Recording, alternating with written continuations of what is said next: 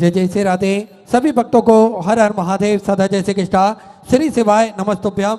पूज्य गुरुदेव का आगमन हो चुका है। गुरुदेव व्यासपीठ पर मार्जासीन हो चुके हैं। आप सबकी तरफ से व्यासपीठ को नमन करते हुए हम सबके प्रिय, हम सबके लाडले ठाकुर कल्लू जी महाराज के चरणों में नमन करते हुए परम सत्य, परम आदरणीय, विश्वविख्यात पूज्य गुरुदेव के पावन चरणों को नमन करते हुए और आप सभी शिव भक्तों के चरणों में नमन करते हुए सुंदर कथा के प्रथम दिवस में हम सभी प्रवेश करेंगे।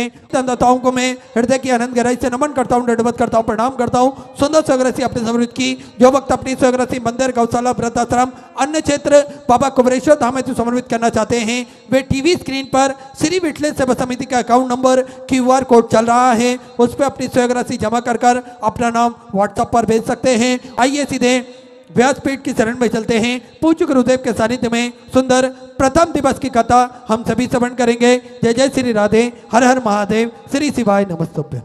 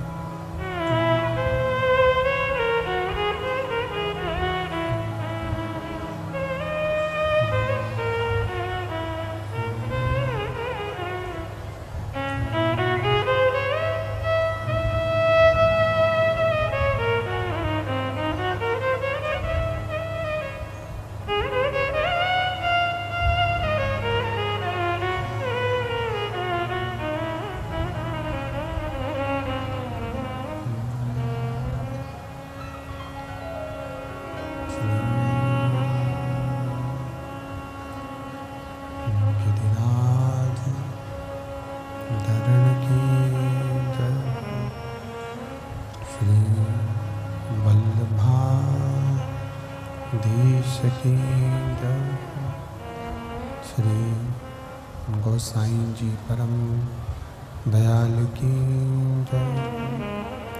श्याम सुंदर श्री अम्बे महारानी की जय। काशी विश्वनाथ भगवान की जय। गौरा महारानी की जय। श्री गणेश जी महाराज की जय। सरस्वती मात की जय। खेड़ापति सरकार की जय। कुबरेश्वर महादेव की जय।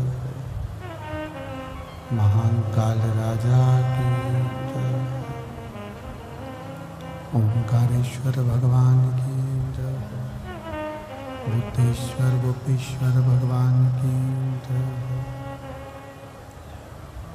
संत सद्गुरुदेव गौ माता की जय। चिंता संतान हंतार यत्पदानु ऋणव स्वयं तनीचार्यानं ऋणमामि महोमः। यदनुर्तो जन्तु वा सर्वदुःखातिगो भवेत्तमं सर्वदा वन्दे श्रीमद्वल्लभनन्दनम्। अज्ञानतिमिरागास्य ज्ञाननिजशलाकया चक्षुरुन्मीलितेन तस्मै श्रीगुरवे नमः। नमामि हृदय शेषे लीलाचिरब्धिशयनं लक्ष्मी सहस्रनाम्नि सेव्यमानं कलानिधिं। चतुर्भीष्व चतुर्भीष्व चतुर्भीष्व त्रिस्तवा षड्भुजायते योऽसौ पञ्चधा हृदये नमः। बोलो विश्वनाथ भगवान की जय।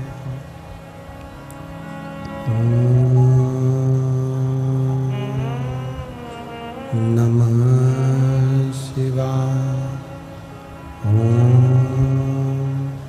नमः शिवाय। नमः शिवाय।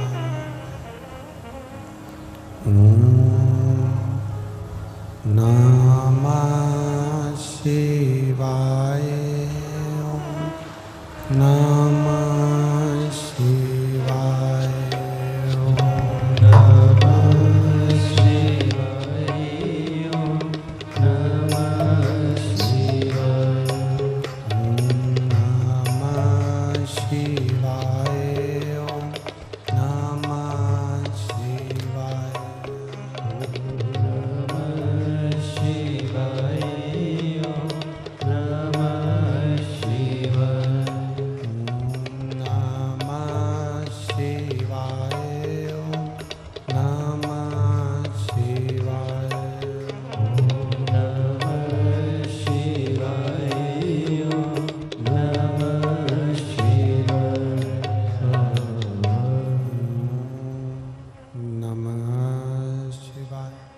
ओम नमः शिवाय।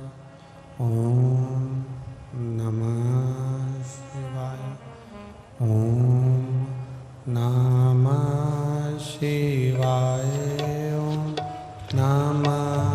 शिवाय।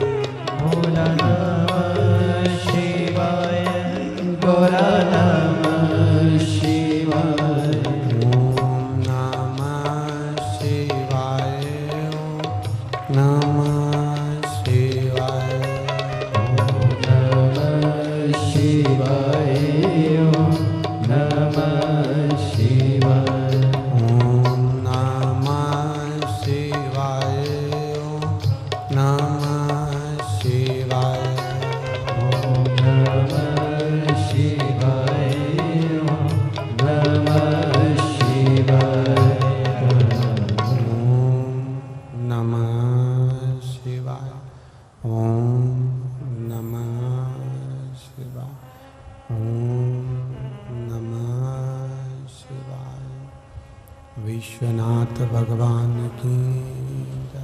महाकालेश्वर भगवान की जय। कुबेरेश्वर महादेव की जय। हर हर महादेव, हर हर महादेव, हर हर महादेव। हर काशी विश्वनाथ ओगरदानी तरकालदर्शी कैलाशी अविनाशी भगवान शिव, जिनकी पुनीत पावन शिव महापुराण की कथा संपूर्ण विश्व के कल्याण हेतु श्रवण करने का सौभाग्य प्राप्त हुआ है।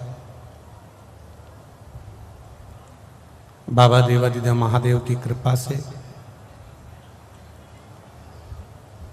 भगवान शिव के एक आनंदमय स्वरूप के साथ में शिव महापुराण की कथा बाबा देवादिदेव महादेव की कृपा से, करुणा से श्रोता भाई बहन जो भगवान शिव की पावन कथा को श्रवण करने के लिए इस चिलचिलाती हुई तपती हुई धूप में भी आप इतनी अधिक संख्या में यहाँ पहुँचे, उसके लिए बहुत बहुत साधुवाद है आपका।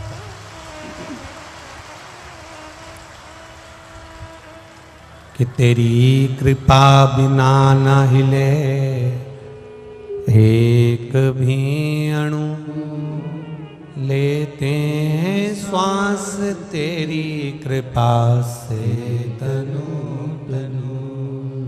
बखान क्या करूं मैं राखों के ढेर का, चपटी भभूत में खजाना कुबेर का, हे गंगधार मुक्ति द्वार ओमकार तू, भोले ओमकार तू, आयो शरण तिहार शंभु तार तार तू। ये उसकी कृपा, उसकी उदारता, उसकी दया, उसकी करुणा का भाव है।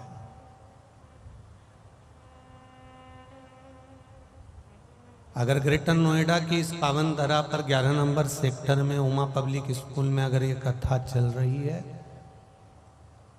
तो कहीं ना कहीं आपका पुण्य प्रबल हुआ होगा, इसलिए ये कथा ग्रेटर नोएडा में आ गई। ये 11 नंबर सेक्टर में। सिसोदिया जी बता रहे थे, थोड़ा प्रेशर हो रहा है। सिसोदिया जी बता रहे थे कि ये कथा पहले 62 नंबर सेक्टर में शायद होने वाली थी। काहे सिसोदिया जी, सही है? 64 नंबर में, 62 में, हाँ ठीक है, 62 नंबर में होने वाली थी। फिर दूसरी जगह की बात हुई, पर भाग्य तो ये 11 वालों के थे और ये उमा पब्लिक स्कूल के थे, इसलिए बाबा ने इस कथा को यहाँ 11 नंबर में बुला लिया। ये शिव कृपा। और मिली ये कथा तो उसको दिल से सुनो और इतने स्नेह से, इतने प्रेम से, इतनी वात्सल्यता से श्रवण करो और इतने भाव से श्रवण करना कि आप जब दूसरी बार किसी कथा के पंडाल में पहुंचो तो इन पत्रों के ढेर में आपका भी एक पत्र होना चाहिए कि बाबा ने मेरे पर यह कृपा कर। और जब तक दिल से नहीं सुनोगे, जब तक हृदय से आनंद से आप उसको धारण नहीं करोगे, तब तक बाबा सुनता भी नहीं।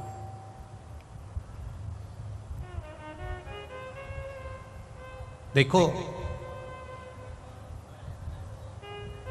कोई अच्छी सामग्री खरीदने के लिए जाते हो ना, कोई अच्छा सामान लेने के लिए जाते हो, अच्छी सामग्री खरीदने के लिए जाते हो, तो उसके परखैया को लेकर जाते हो। एक सास अगर बहू के लिए सोने की रकम लेने के लिए जाती है तो थोड़ा उसकी परखैया को लेकर जाती है। अगर कोई व्यक्ति कोई सामग्री लेने जा रहा है, बहुत महंगी सामग्री है, कोई गाड़ी है, कोई सोने की रकम है, कोई घड़ी है, कोई बहुत वीआईपी चीज अगर लेने जा रहा है, कोई हीरा है, कोई डायमंड है, तो वो उसके परखैया को लेकर जाता है। देखना साहब, ये पहचान, तुम तो अच्छी पहचान रखते हो, ये सोना असली है कि नहीं है? देखो जरा, ये सोना ठीक है? परखैया को दिखाया, पहचान वाले को साथ में लेकर गए कि ये सोना सही है कि नहीं, ये चांदी सही है कि नहीं, ये आभूषण सही है कि नहीं, ये टीवी सही है कि नहीं, ये गाड़ी सही है कि नहीं, ये घड़ी सही है कि नहीं। पहचान वाले को लेकर गए हो साथ में कि ये सही चीज दे रहा है कि नहीं दे रहा। बस उतना ध्यान रखो कि अपन सोने की रकम खरीदने जाते हैं, डायमंड खरीदने के लिए जाते हैं, सामान खरीदने के लिए जाते हैं, तो किसी पहचान वाले को, परखदार को लेकर जाते हैं। उसी तरह जब हम भगवान शंकर की कथा में प्रवेश करते हैं तो किसी उसको साथ लेकर जाते हैं जो इसका परखदार होता है। कोई सदगुरु को साथ ले जाए, कोई गुरुजन। कथा पंडाल में विराजमान संत, साधु, ब्राह्मण, गुरुजन, ये सभी सतमार्ग के बताने वाले कि ये चीज सही है कि नहीं। मैं नमन करता हूं कथा पंडाल में विराजमान सभी संतों को, ब्राह्मणों को, साधुओं को, गुरुओं को। हम उसे पहचाने कैसे? हम उसको प्राप्त कैसे करें? देवाधिदेव महादेव के मंदिर तक चले जाओगे, शंकर जी के मंदिर में पहुंच जाओगे, शिव जी की चौखट पर चले जाओगे, शंकर के मंदिर में जाकर बैठ जाओगे, शिव के द्वार पर जाकर बैठ जाओगे। पर मूल ये है कि मंदिर तक तो पहुंच गए, पर मन को मंदिर तक कैसे लेकर जाए। हम भगवान के दरवाजे तक तो पहुंच गए, पर इस दरवाजे में अंदर प्रवेश तो कर गए, पर जो अंदर शिवालय है, जो अंदर मेरा देवाधिदेव महादेव विराजमान है, जो अंदर मेरा शंकर बैठा हुआ है, उससे लगन कैसे लगा है, उसको चित्तवृत्ति कैसे प्रदान कर। आस्था चैनल के माध्यम से पूरे विश्व के लोग, पूरे विश्व के भगवान शंकर के भक्त इस कथा को सुन रहे हैं। उनसे एक निवेदन करना चाहूंगा, और यहां बैठे हुए सारे ग्रेटर नोएडा के ये 11 नंबर सेक्टर के सभी श्रोता भाई बहनों को कहना चाहूंगा, भीड़ बढ़ाने के लिए हमें भगवान के मंदिर नहीं जाना, हमें भीड़ बढ़ाने के लिए कथा के पंडाल में नहीं जाना है, हमें भीड़ बढ़ाने की आवश्यकता नहीं है, हमें भगवान की भक्ति को बढ़ाने के लिए शंकर की कथा में जाना है और शिव के मंदिर जाना है, अपनी भक्ति को बढ़ाने के लिए। और जब अपनी भक्ति को बढ़ाने के लिए हम शिव के दरवाजे जाएंगे, अपनी भक्ति को बढ़ाने के लिए हम भगवान की चौखट पर जाएंगे, अपनी भक्ति के बल को बढ़ाने के लिए जब हम परमात्मा के दरवाजे तक जाएंगे, तो अपने आप परमात्मा उसको खींच लेता है।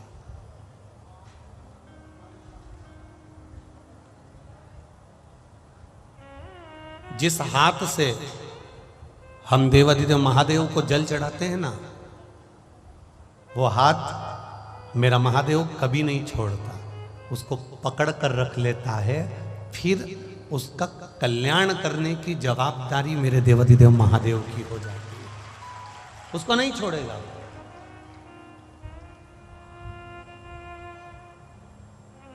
शंभु शरणे बड़ी मांगू घड़ी रे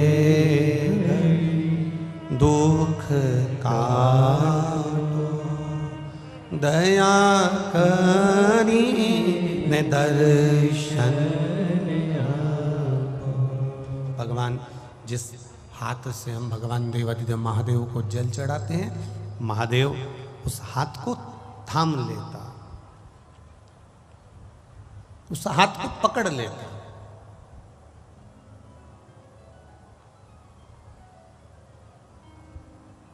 एक बार जो भगवान शंकर की कथा में पहुंच गया, पहले तो ये विचार करो कि हम कितने तीर्थ होकर आए, हम कितने नदियों में स्नान कर कर आए, हम कितने कुंडों में स्नान कराए, हमने कितनी पवित्र नदियों में हमने स्नान करा। भारत की भूमि पर हजारों पवित्र नदियां हैं, भारत की भूमि पर हजारों तीर्थ हैं, पर शिव महापुराण की कथा कहती है ऐसा संसार का कोई व्यक्ति नहीं जो सारे तीर्थ घूम कर आ गया।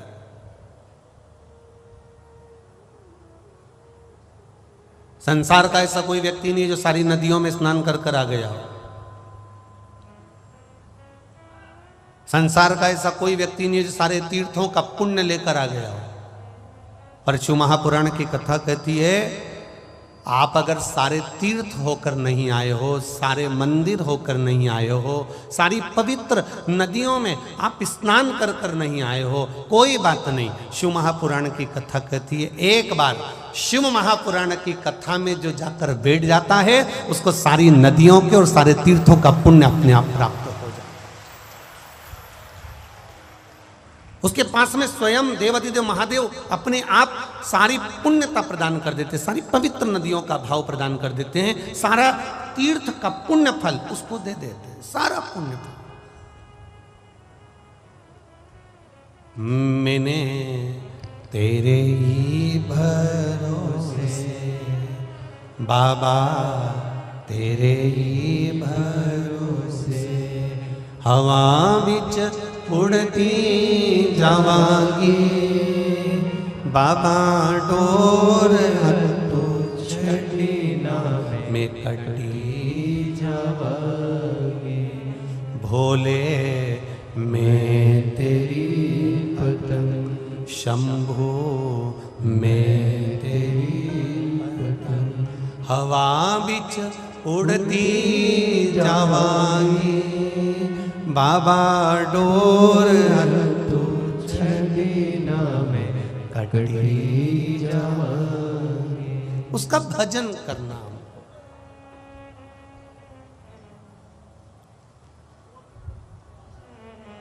आप अपने घर जाओ ना तो कोई पूछे तुमसे कि कहाँ गई थी, कह देना आज वृंदावन घूमने के लिए गई थी। फिर कल वापस आने के बाद फिर घर जाओ, फिर कोई पूछे कहाँ गई थी, कह देना आज काशी घूमने गई थी।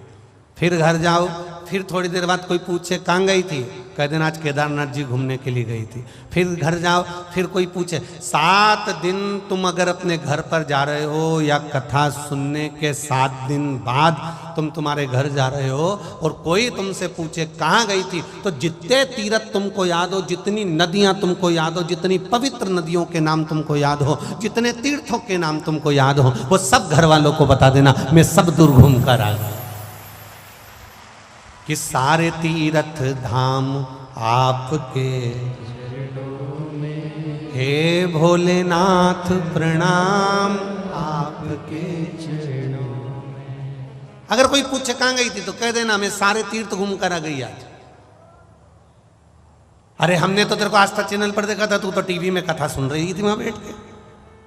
हमने तो खुद तेरे को आस्था चैनल पर देखा, तू तो वहां बैठी हुई थी और कथा सुन रही थी और कह रही थी सारे तीर्थ घूम कर आ गई।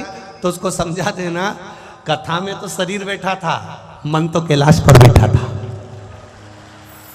मन तो कैलाश अधिपति के चरणों में था, ये तो शरीर बैठा हुआ है। ये शरीर, ये सिसोदिया परिवार जो कथा करवा रहा है, वकील साहब जो कथा करवा रहे हैं, मैं एक बात कहना चाहूँगा, ये अपने पुत्र के साथ में, अपनी बहू के साथ में, अपने पोता पोती के साथ में, अपनी धर्म पत्नी के साथ, जब कई ये इस साल की कथा बुकिंग नहीं है, ये कोरोना के पहले की कथा बुकिंग, 17, 18, 19 की। अब उस समय पर जो कथा होती थी वो छोटे रूप में हो जाती थी, व्यवस्थाएं भी छोटी हो जाती थी। और 19 में कोरोना के अंतर्गत फिर कथा हुई तो उसका विस्तार बड़ा हुआ, फिर और बड़ी हुई और विस्तार बड़ा हुआ, फिर और बड़ी हुई और विस्तार बड़ा हुआ। अब जाकर ये कथा फिर यहाँ उमा पब्लिक स्कूल में पहुंची। अब जरा विचार करिएगा, स्मरण करिएगा,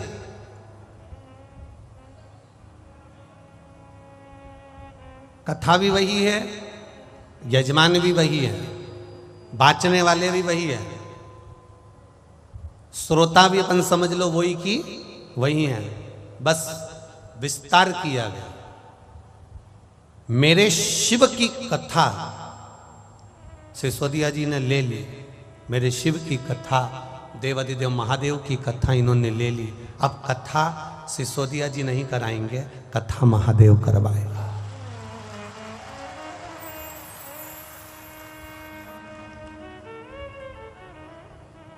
और 7 दिन तक ये भक्त अगर कथा श्रवण करने के लिए आ रहे हैं, ये ग्रेटर नोएडा की इस पावन धरा पर अगर कथा सुनने के लिए अगर आप लोग पहुंचे हो, तो ये कथा सुनने वाला कोई साधारण सा श्रोता नहीं है जो प्रत्येक कथा में पहुंच जाता है। ये साधारण सा श्रोता नहीं, ये वो श्रोता है जिसको शंकर भगवान ने खुद आमंत्रित करा, शिव जिसको बुलाए। अच्छा ईमानदारी से बोलो रे भाई, जितने लोग बैठे हो तुम सब समझदार हो और सब ग्रेटर नोएडा के रहने वाले हो, इतनी बड़ी सिटी में रह रहे हो, हम तो छोटी से शहर से सीहोर से आए हैं, तुम इतने समझदार बैठे हो। ईमानदारी से बोलना, तुम बिना बुलाए तुम्हारे रिश्तेदार की शादी में आज तक गए हो क्या? नहीं बोलो रे नोएडा वालों, नहीं गए ना? तुम बिना बुलाए तुम्हारी पड़ोसन के यहाँ किटी पार्टी में गए क्या? नहीं गए। तुम बिना बुलाए तुम्हारे पड़ोसी के यहाँ बच्चों के जन्मदिन पे गए क्या? नहीं गए। तो तुम बिना बुलाए महादेव की कथा में कैसे आ गए रे?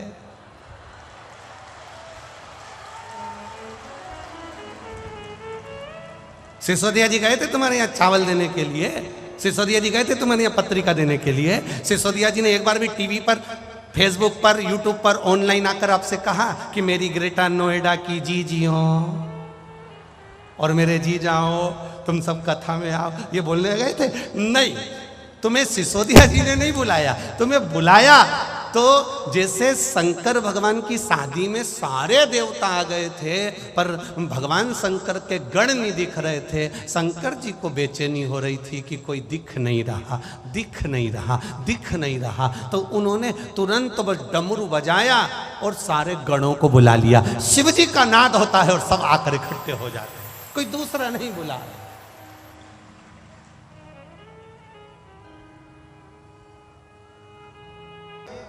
कोई निमंत्रण नहीं पहुंचाता। शिव जी के पास बुलाने के लिए कोई तुमसे कहने के लिए नहीं आता, पर भगवान शिव की कथा कर रही है। शिव कथा में, भगवान शंकर के संवाद में, शिव महापुराण में और शंकर भगवान के शिवालय में, भगवान के मंदिर तक वही पहुंचता है जिसको शंकर भगवान हाथ पकड़कर खींच कर बुला लेता, वो पहुंचेगा। तेरे मंदिर में आना मेरा काम है और मेरी बिगड़ी बनाना। दरवाजे तक जब तक नहीं पहुंच सकते जब तक वो ना बुलाए। हम शिव महापुराण तक जब तक नहीं पहुंच सकते जब तक वो ना बुलाए।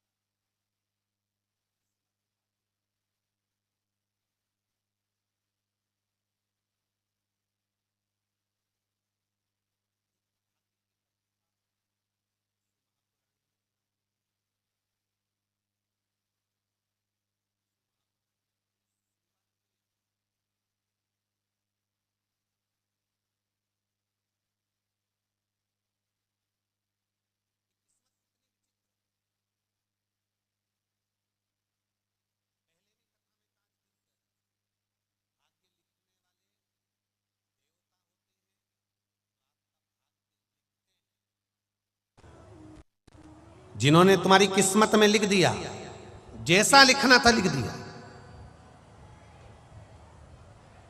भाग्य लिखने वाले देवता होंगे जो तुम्हारा भाग्य लिख देंगे। ब्रह्मा जी ने भाग्य लिखा होगा, बेमाता ने भाग्य लिखा होगा, लिखने वाले ने भाग्य लिखा होगा।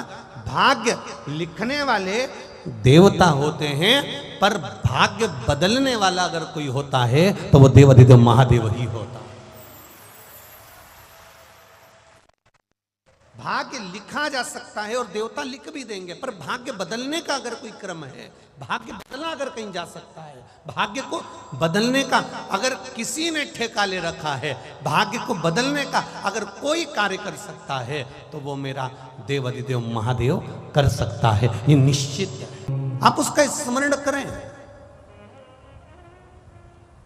अब हम ना तो कभी मेरठ आए और ना कभी हम ग्रेटर नोएडा आए और ना कभी हमारा इधर आगमन हुआ। आपने शिव की कथा को केवल टीवी के माध्यम से, आस्था चैनल के माध्यम से या फेसबुक यूट्यूब के माध्यम से श्रवण किया और आपका विश्वास जागृत हुआ, आपका विश्वास जागा। इसलिए रामचरितमानस में तुलसीदास जी ने वर्णन करा है, रामचरितमानस में गोस्वामी जी वर्णन करते हैं कि शंकर विश्वास रूपिणो, शिव विश्वास है।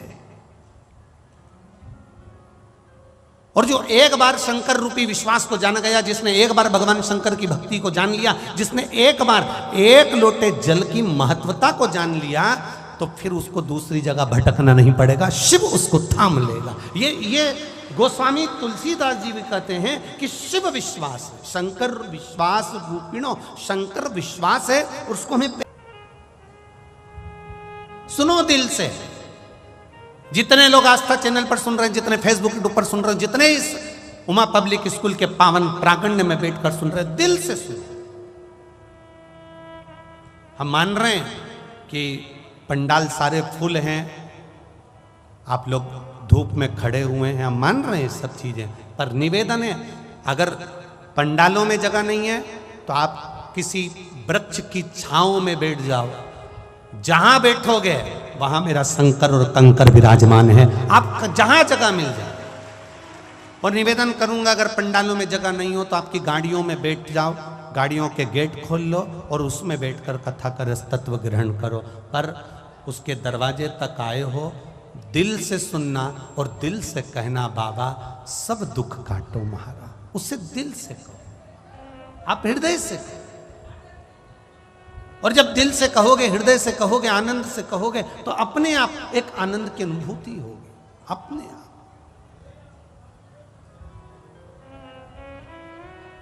ये नवनिधि शिव महापुराण की कथा कह रही है कि जिसने विश्वास करा उसको शिव मिला, जिसने विश्वास करा उसको देवाधिदेव महादेव मिले, जिसने विश्वास करा मेरा शंकर, मेरा शंभू, मेरा ओघड़दानी, मेरा भोलेनाथ कभी यहां प्रकट नहीं होता है, कभी प्रकट नहीं होगा। हां वो नहीं आएगा पर किसी को माध्यम बनाकर भेज देगा आपके दुख काटने के। वो नहीं आता पर किसी को माध्यम बनाकर भेज देता है कि ये एक बात बहुत ध्यान से सुनना, गुरु आपको माला पकड़ा देगा, गुरु आपके हाथ में जल का कलश पकड़ा देगा, गुरु आपके हाथ में एक लोटा जल पकड़ा देगा, गुरु आपको भगवान तक पहुंचा देगा। पर भगवान क्या करता है, ईश्वर क्या करता है?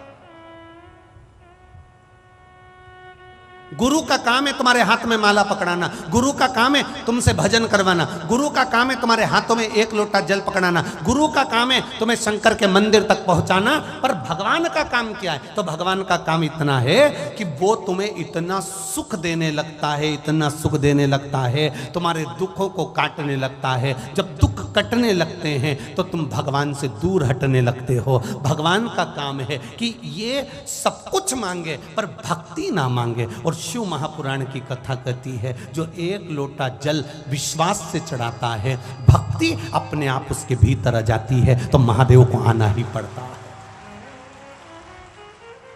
गुरु का काम है एक लोटा जल आपके हाथ में पकड़ाना, गुरु का काम है आपके हाथ में माला पकड़ाना, गुरु का काम है आपको मंदिर तक ले जाकर छोड़ देना, गुरु का काम है आपको भजन तक लाकर छोड़ देना, गुरु का काम है आपको शिव महापुराण तक लाकर छोड़ देना। इसके बाद महादेव का कार्य क्या है? आपके दुख काट देना। दुख कट जाएगा, आपका दुख कटा, फिर आप धीरे धीरे भगवान के मंदिर जाना छोड़ दोगे कि अब मेरा काम हो गया, अब बाद में चली जाऊंगी, अब मैंने पशुपति व्रत करा तो मेरा काम हो गया, अब मैं बाद में कर लूंगी। अब दुख कट गया तो आपने मंदिर, देवालय, तीर्थ, व्रत थोड़ा कम कर दिया। कम करा क्यों? तो महादेव से पूछा गया ऐसा क्यों करा? तो कि गुरु ने तो इसके हाथ में एक लोटा जल पकड़ाया था, माला पकड़ाई थी, भजन पकड़ाया था, ये ज्यादा रोज मेरे मंदिर में आकर सफाई करती रहती और जल चढ़ाती रहती और पूजन करती रहती और बेलपत्र शमी पत्र समर्पित करती रहती। तो शंकर जी कहते हैं फिर मुझे तुरंत हर बार ये बुलाती और मुझे दौड़ कर जाना पड़ता, इसलिए मैंने इसको थोड़ा सा मंदिर से, भजन से, कीर्तन से, शिव पुराण से दूर कर दिया। दूर करा तो ये अब मुझे भज नहीं पाएगी, भज नहीं पाएगी तो ये अपने दुखड़े खुद रोए, फिर ये मेरे करीब नहीं आए। अब करो भजन।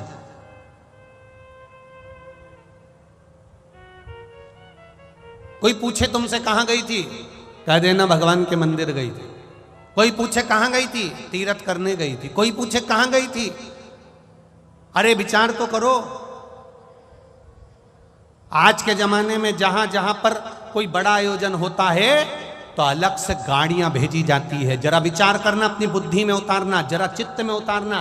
बड़ी बड़ी सिटियों में जब कार्यक्रम होता है, बड़े बड़े शहरों में जब कार्यक्रम होता है, कोई बड़ा आयोजन होता है, तो बसें लगवाई जाती है, गाड़ियां लगवाई जाती है। आप लोगों को अलग से भोजन के पैकेट दिए जाते हैं, अलग से तुम्हें इकट्ठा करा जाता है कि साहब ये कार्यक्रम है, तुम्हें आना पड़ेगा। खर्चा गाड़ी का उनका, बस का उनका, भोजन के पैकेट उनके। पर ये शिव महापुराण की कथा बड़ी विचित्र कथा है। ऑटो का पैसा भी तुमको देना है, बैठना भी तुमको है, और धूप में आना भी तुमको है, और भजन गाना भी तुमको है। कोई दूसरा नहीं करेगा, कोई दूसरा नहीं करेगा, करना आपको है। कितनी दूर दूर से आए हो। ये 11 नंबर सेक्टर, मेरा विश्वास कहता है 11 नंबर सेक्टर के तो यहाँ पर 10% ही भक्त होंगे। कितने लोग 11 नंबर सेक्टर के बैठे हैं? जरा हाथ उठाओ जरा। 11 नंबर सेक्टर के कितने लोग बैठे? अब जरा देखिए, 1 2 3 4 5 6 7 8। अब जितने लोग बाहर से आए जरा हाथ उठा लो। अब ये देखिए,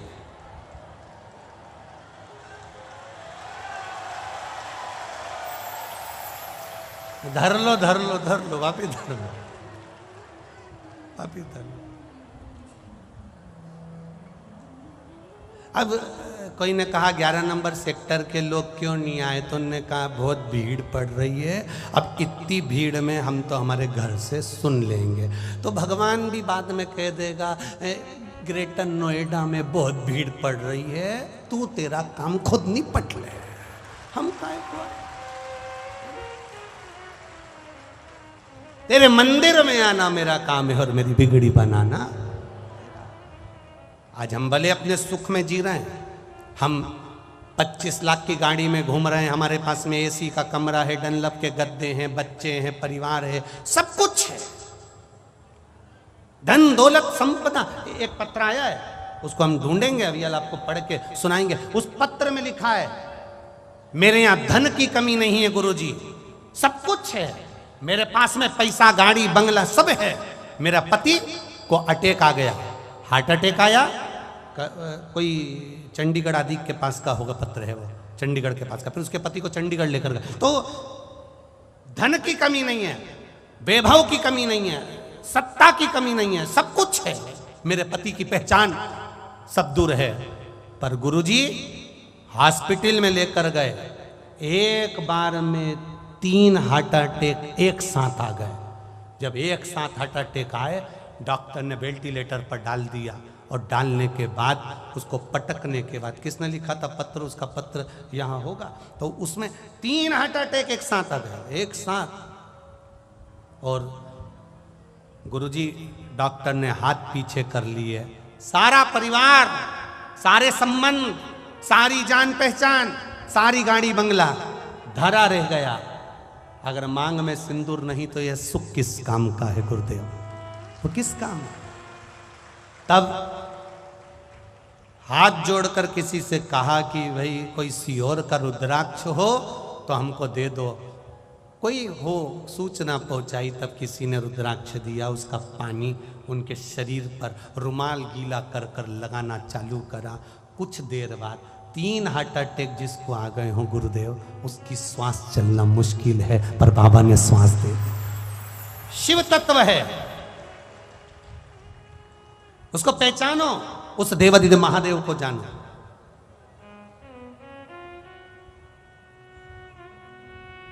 सब धरा रह जाता।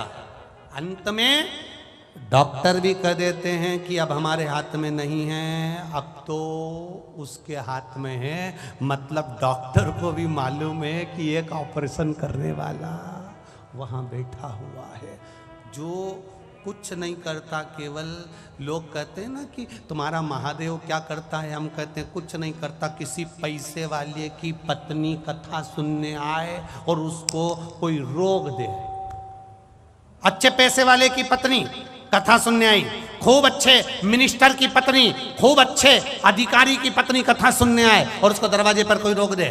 तूने मुझे रोका कैसे? तू मुझे जानता नहीं है? हम नहीं जानते, अंदर नहीं जाने देंगे। बोल दिया ना एक बार, नहीं जाने देंगे तो नहीं जाने देंगे। तू मुझे जानता नहीं है, लगाऊं फोन? लगा ले। और उन्हें फोन लगाया और फोन लगा के जैसे ही दरवाजे के उस व्यक्ति को दिया, उन्होंने कहा मैडम हम समझ नहीं पाए, प्लीज कम, अंदर आ जाइए, आइए अंदर जाइए, बैठिए। उसने फोन लगाया तो लोग पूछते हैं ये महादेव करता क्या है? कुछ नहीं। आखिर एक लोटे जल में ऐसा क्या है? हम कहते हैं कुछ नहीं। जब दुख की घड़ी आती है लोग एक लोटा जल लेकर महादेव के मंदिर में पहुंचते हैं। क्यों? यमराज से कहने के लिए लगाऊं फोन। और एक लोटा जल जैसे ही महादेव को चढ़ाने के लिए जाती है, महादेव समझ जाते हैं इसने फोन लगा दिया महादेव को। और महादेव को फोन पहुंच गया तो महादेव ने डमरू खड़काया। जो डमरू खड़काया तो यमराज भी कहने लगे आप वाइट कलर की टवेरा लेकर पहुंचो, मैं ब्लैक कलर की स्कॉर्पियो वापस ले जाता हूं। महादेव आप नंदी को लेकर पहुंचो, मैं इस काय पे बैठता है? अरे बोलो बोलो यमराज, भैंसे पर इस ब्लैक कलर की स्कॉर्पियो को मैं ले जाऊं। और अंत समय प्रभु आना पड़ेगा, वचन दिया तो निभाना पड़ेगा।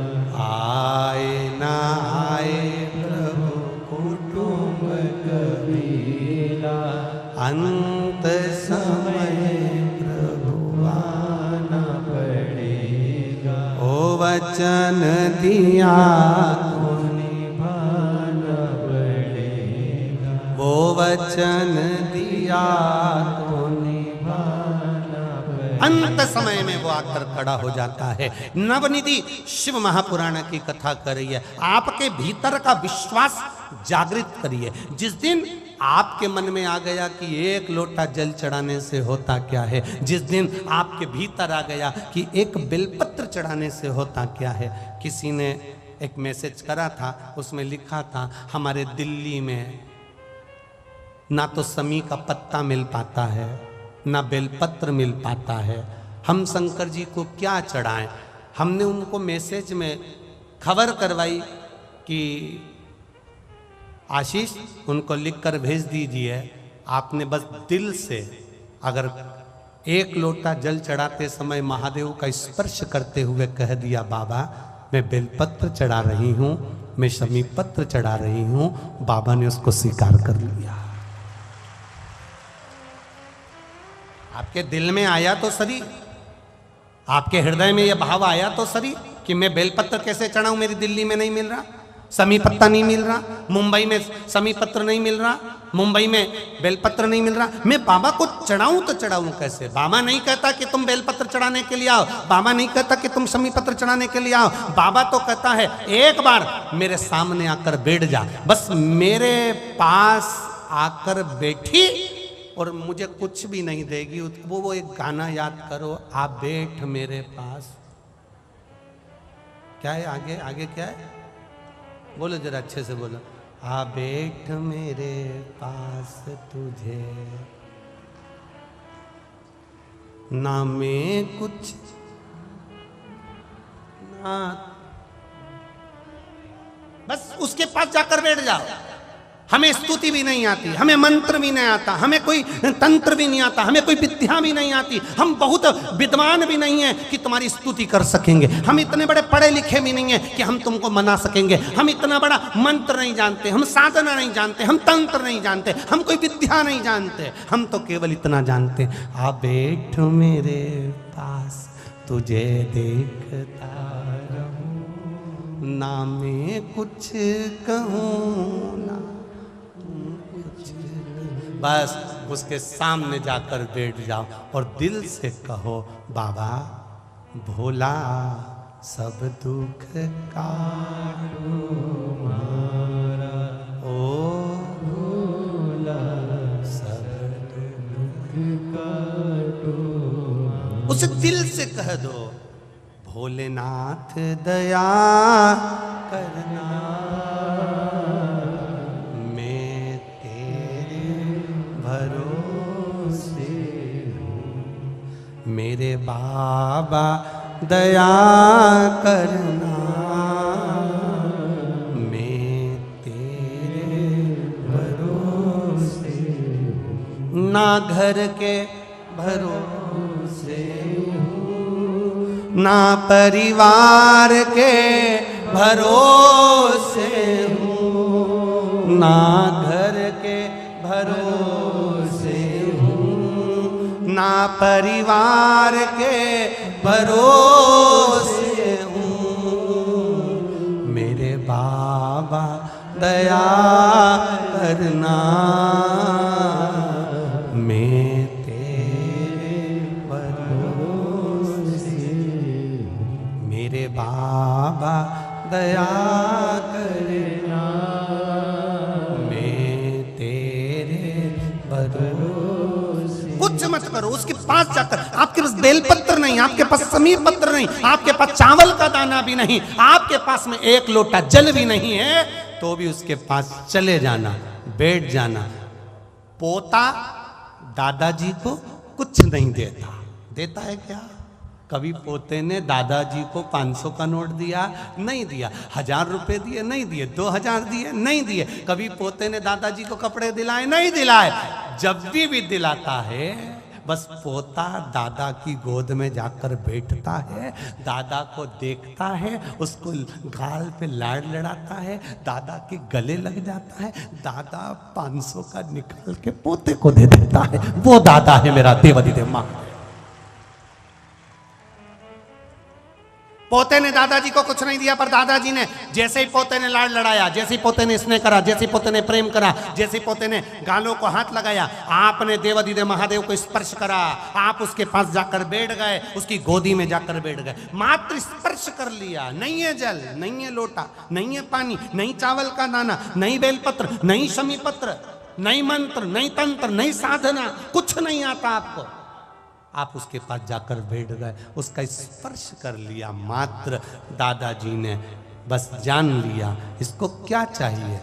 पोते का मुख देखकर दादा पहचान जानता है कि इसको चाहिए क्या। उसी तरह मेरा महादेव जान जाता है, जो आकर बैठता है, इसको चाहिए क्या।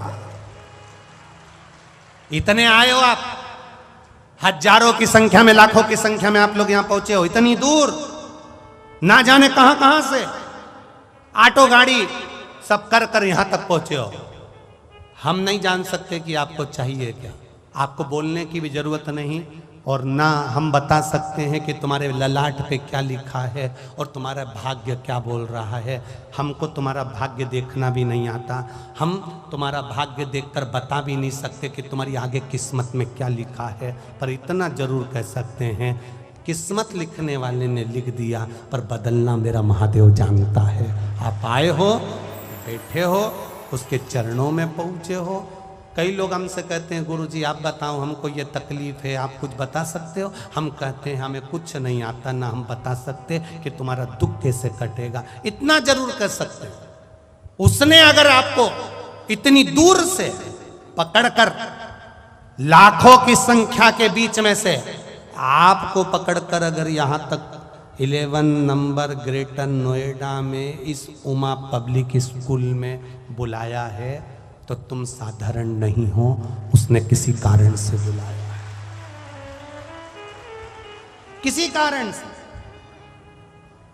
कितने लोग आ रहे थे अपने पड़ोसी, आने तुम्हारे परिवार के लोगों ने कहा था मैं चलूंगी तेरे साथ, हो मैं चलूंगी तेरे साथ, और मालूम पड़े चलते चलते चलते चलते उसने कह दिया मैं नहीं जा सकती, मेरे यहाँ थोड़ा सा काम है, मेरे अड़चन आ गई, मैं नहीं जा पाऊंगी, एक काम करो तुम चले जाओ। अब तुम जिसको नील आ रही थी वो आ गई, और जो आ रही थी वो रह गई। क्यों? क्योंकि महादेव ने कहा दुख इसका काटना है, ये अकेली बैठी है, इसके पास किराया भी नहीं, तेरी गाड़ी खाली जा रही थी, इसको बिठा कर ले जा, दुख कट जाएगा इसका, ले जा इसको वहां तक ले जा।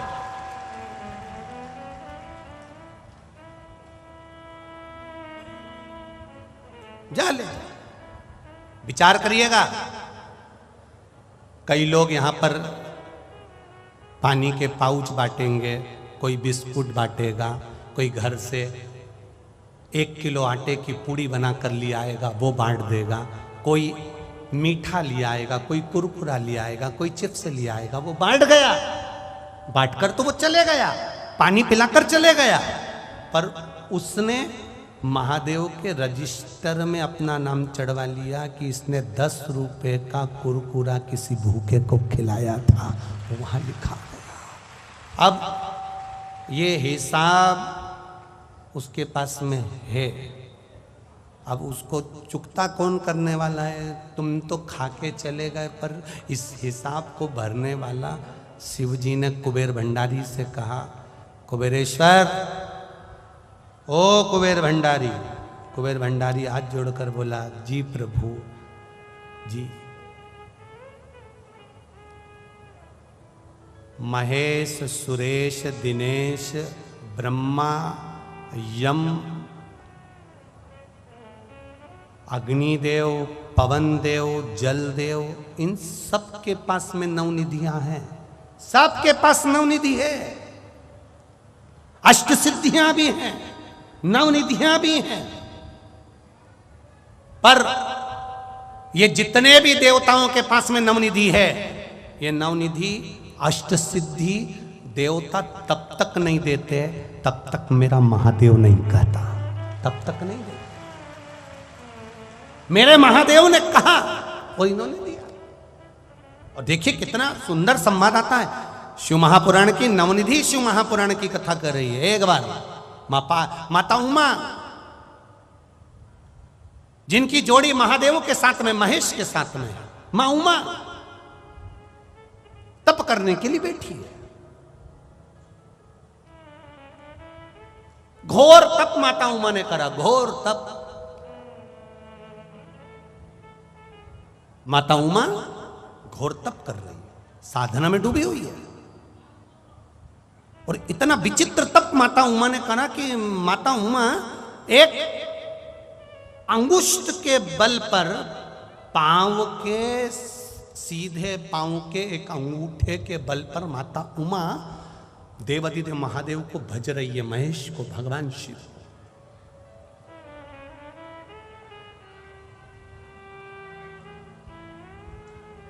इधर की आवाज बढ़ाइए। माता उमा एक अंगूठे के बल पर, माता उमा एक अंगूठे के बल पर महादेव भगवान महेश को भज रही है। माता उमा, और जब एक अंगूठे के बल पर माता उमा भगवान महेश को भज रही हैं, जप रही हैं, जपते जपते जपते जपते जपते जपते हजारों वर्ष निकल गए। शिवजी माता उमा के सामने नहीं आए, भगवान देवाधिदेव महादेव नहीं आए। इधर आवाज बढ़ाओ ना भाई। माता उमा, और जब माता उमा तप करते करते, साधना करते करते हजारों वर्ष निकल गए, हजारों वर्ष, हजारों वर्ष।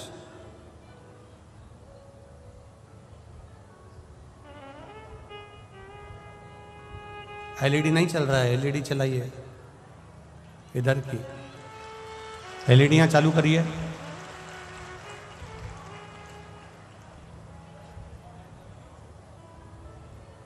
जब माता उमा ने अंगूठा भूमि पर रखकर एक अंगूठे के बल पर जब तप साधना करना प्रारंभ करा, एक अंगूठे के बल पर,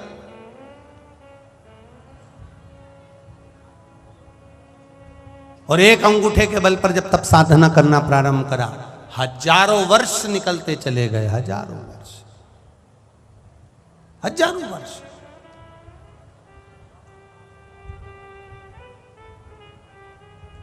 शिव जी नहीं आए, प्रकट नहीं हुए। जब भगवान शंकर प्रकट ही नहीं हुए, माता उमा को लगा कि मेरे देवाधिदेव महादेव क्यों नहीं आ रहे। और किसी दूसरे का तप साधना नहीं करा है माता उमा ने। अगर माता उमा ने तप साधना करी है तो भगवान महेश की करी, भगवान शिव की करी। श्री शिवाय नमस्तु, श्री शिवाय नमस्तु,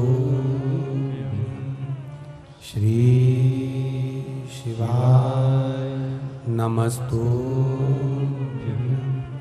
श्री शिवाय नमस्तु, श्री शिवाय नमस्तु। माता उमा लगी है तप साधना। तप साधना में माता उमा डूबी डूबी डूबी शिव प्रकट हुए। एक बिंदु की आकृति में, केवल एक बिंदु के रूप में मेरे महेश, एक बिंदु के रूप में मेरे देवाधिदेव महादेव, मेरे भगवान महेश एक बिंदु के रूप में प्रकट हो।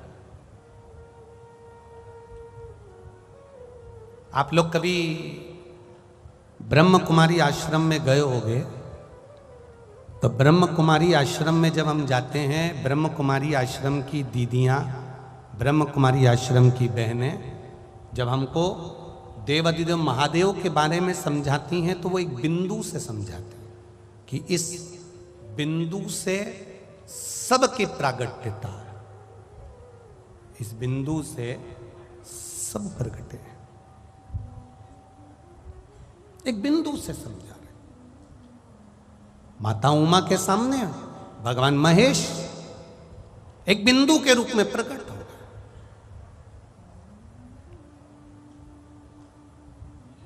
भगवान शंकर ने कहा उमा से, उमा तुमने इतना तप, इतनी साधना किसके लिए करी है? तुम इतनी तप साधना किसके लिए कर रही हो?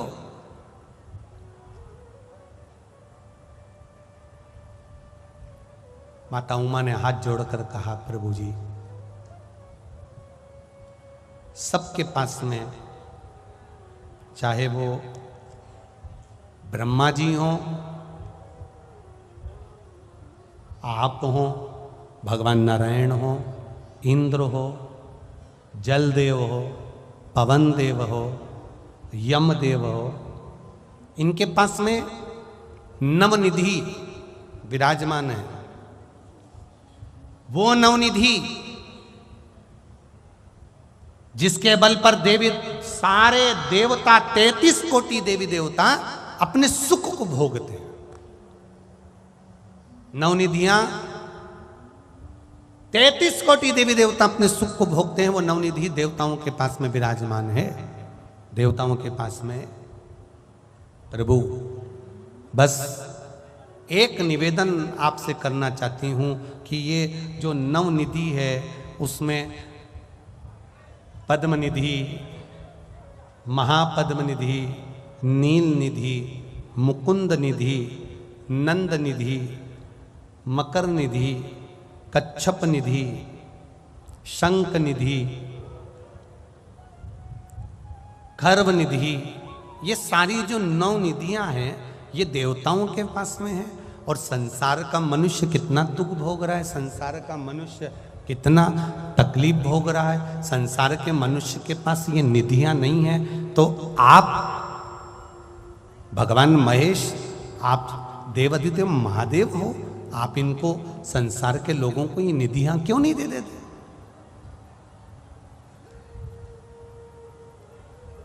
एक बार अगर मृत्यु लोक के निवासियों को, मृत्यु लोक के रहने वाले रहवासियों को, संसार में रहने वाले मनुष्य को अगर एक बार ये निधि प्राप्त हो जाए तो फिर संसार का आदमी तो दुखी होगा ही नहीं। इनको वो निधि क्यों नहीं मिल सकती? भगवान महेश ने कहा, सुनो उमा,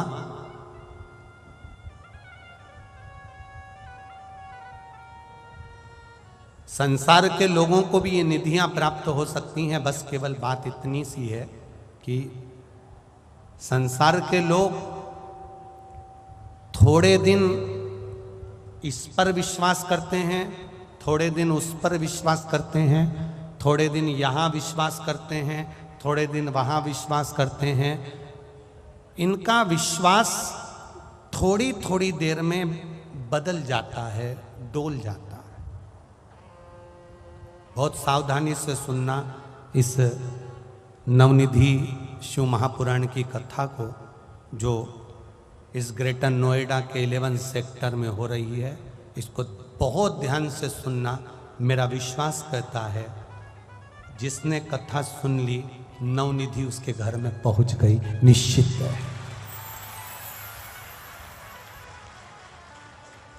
आप ये नवनिधि इनको क्यों नहीं देते? आप ये नवनिधियां संसार के मनुष्य को क्यों प्रदान नहीं करते? ये संसार में रहने वाले मनुष्य को नवनिधि क्यों नहीं दे देते? भगवान कहते हैं इनका विश्वास स्थिर नहीं है, इनकी दृढ़ता स्थिर नहीं है, इनका भरोसा स्थिर नहीं है। सुनो उमा, एक चरित्र कहता हूं। प्यास लगी है आपको,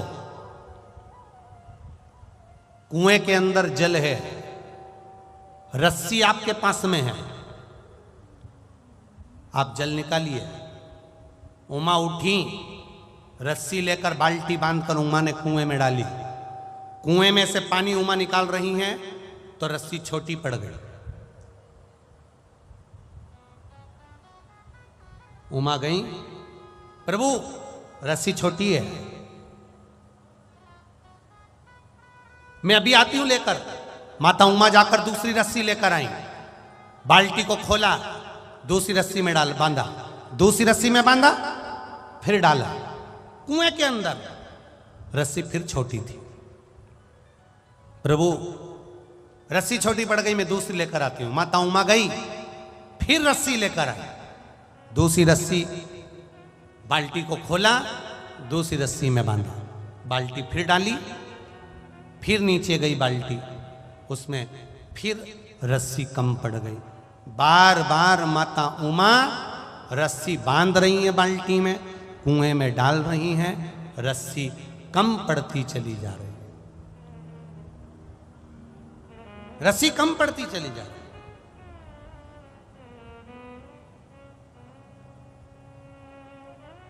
महादेव ने कहा उमा क्या हुआ? माता उमा कहती हैं प्रभु इस कुएं में रस्सी बांध बांध कर डाले जा रही हूं, परंतु वो रस्सी छोटी पड़ जाती है, अब मैं करूं तो करूं क्या?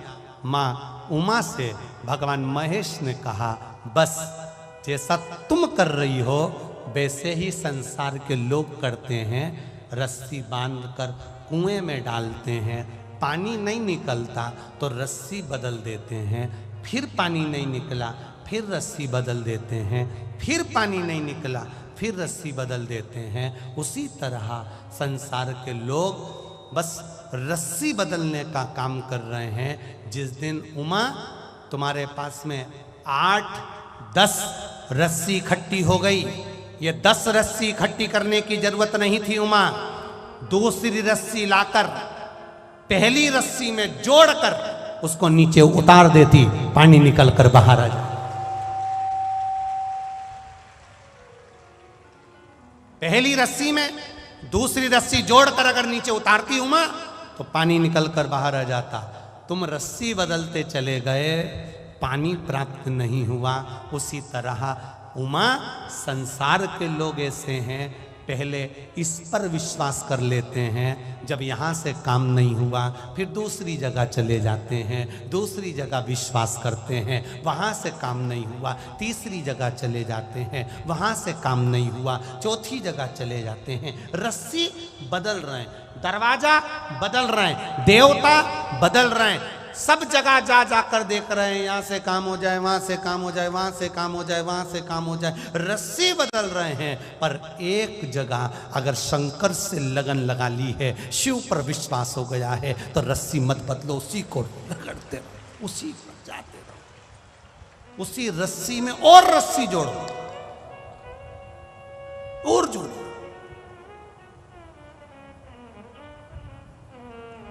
एक बार पशुपति व्रत करा, काम नहीं हुआ। तुमने कहा मैंने करा था, काम नहीं हुआ। मैंने करा, काम नहीं हुआ। एक बार पशुपति व्रत करा, नहीं हुआ, फिर सोचा अब नहीं करूंगी, अब मैं तो परास्त तो हो गई। कई कई लोग ऐसे दुख आ जाता है और वो दुख आने के बाद उसका दुख नहीं मिटा तो परास्त हो जाता। अब मैं भगवान का भजन नहीं करूंगी, अब मैं मंदिर नहीं जाऊंगी, अब मैं शिव भजन नहीं करूंगी, अब नहीं करूंगा। अरे भाई विश्वास करो उस पर, भरोसा करो उस पर।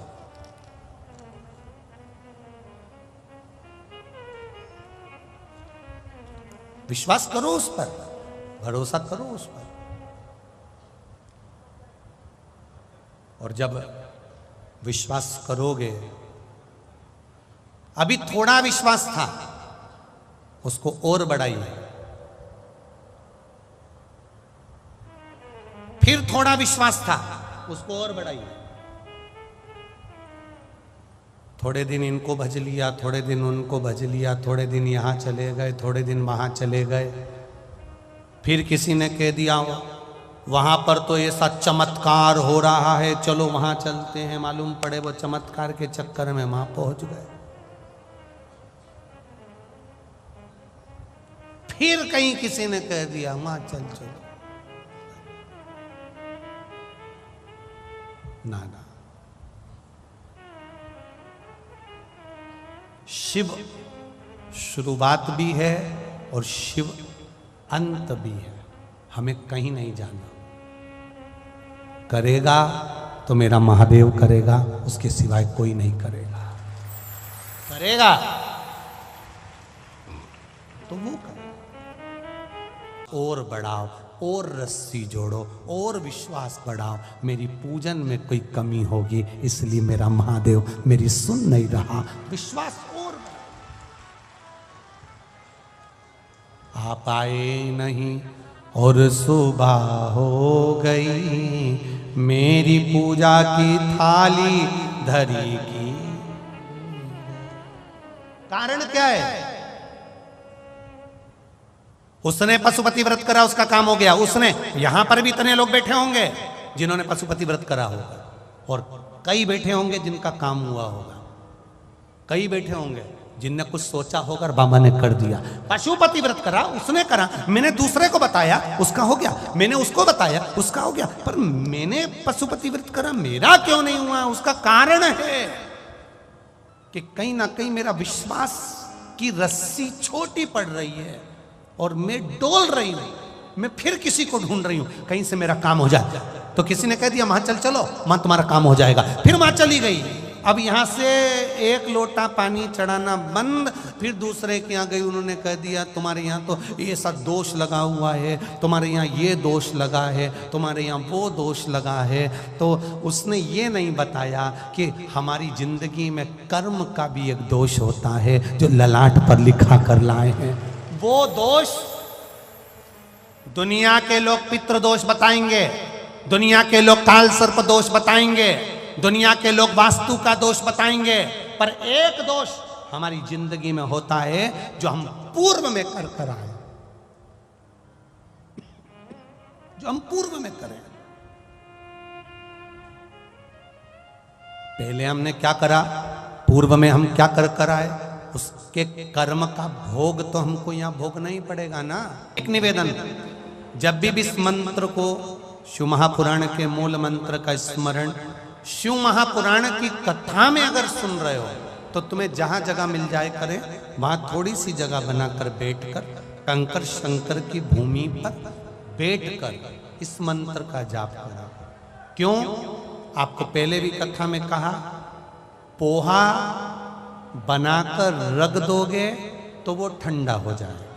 अगर उसको एक पानी के तवेले पर, भगोने पर पोहे को रख दोगे, गर्म पानी के भगोने पर, तो पोहा गर्म बना रहेगा।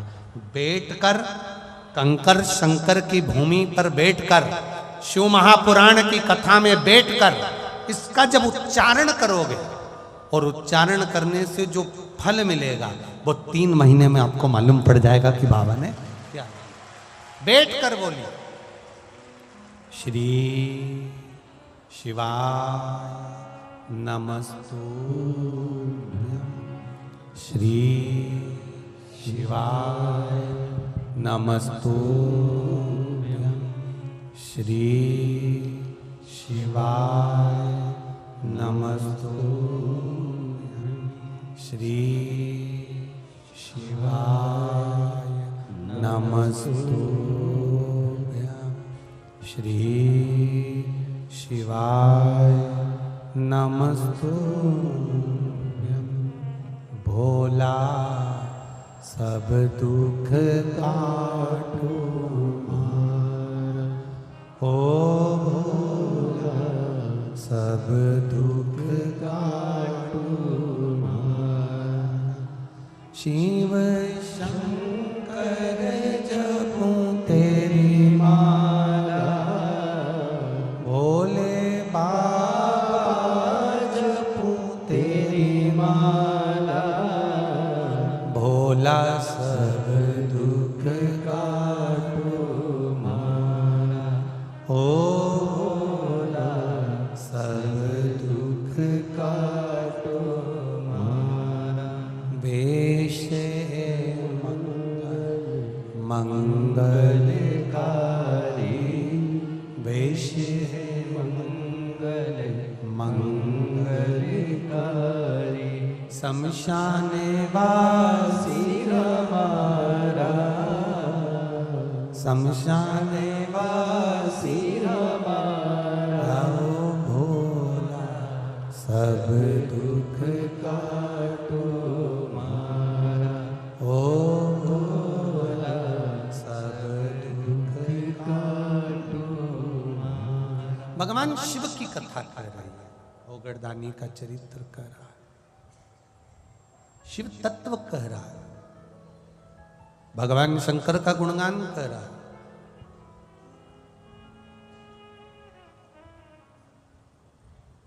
भगवान महेश, भगवान शिव माता उमा को समझा रहे हैं, जल निकालने के लिए बार बार रस्सी को ना बदलो, विश्वास दृढ़ करो, उसी रस्सी में और रस्सी जोड़ो। अभी तक 1 लोटा जल शिव जी को चढ़ा रही थी, अब और विश्वास के साथ चढ़ाना कि मेरे विश्वास में कोई कमी रह गई, मेरे भरोसे में कोई कमी रह गई, मेरी दृढ़ता में कोई कमी रह गई हो, और विश्वास। जाते हो आप लोग शिव जी के मंदिर जल चढ़ाने? सब लोग जाते हो? बाबा कृपा करे, शिव कृपा पर बनी रहे, आप ऐसे ही शिवालय तक जाते हो, जाना चाहिए।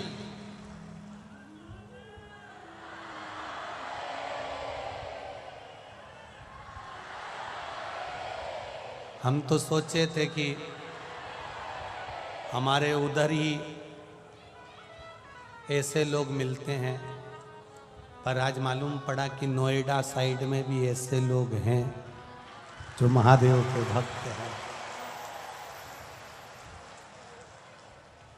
कोई कह रहा था कि इधर महाराज ये शंकर जी के जितने भगत मिलेंगे ना आपको, सब उस साइड मिलेंगे, काशी और उज्जैनी और महाकाल साइड में, विश्वनाथ साइड में। पर उनको ये नहीं मालूम कि इधर भी तो केदारनाथ और इधर भी तो भूतेश्वर गुप्तेश्वर सब यहीं पर तो हैं।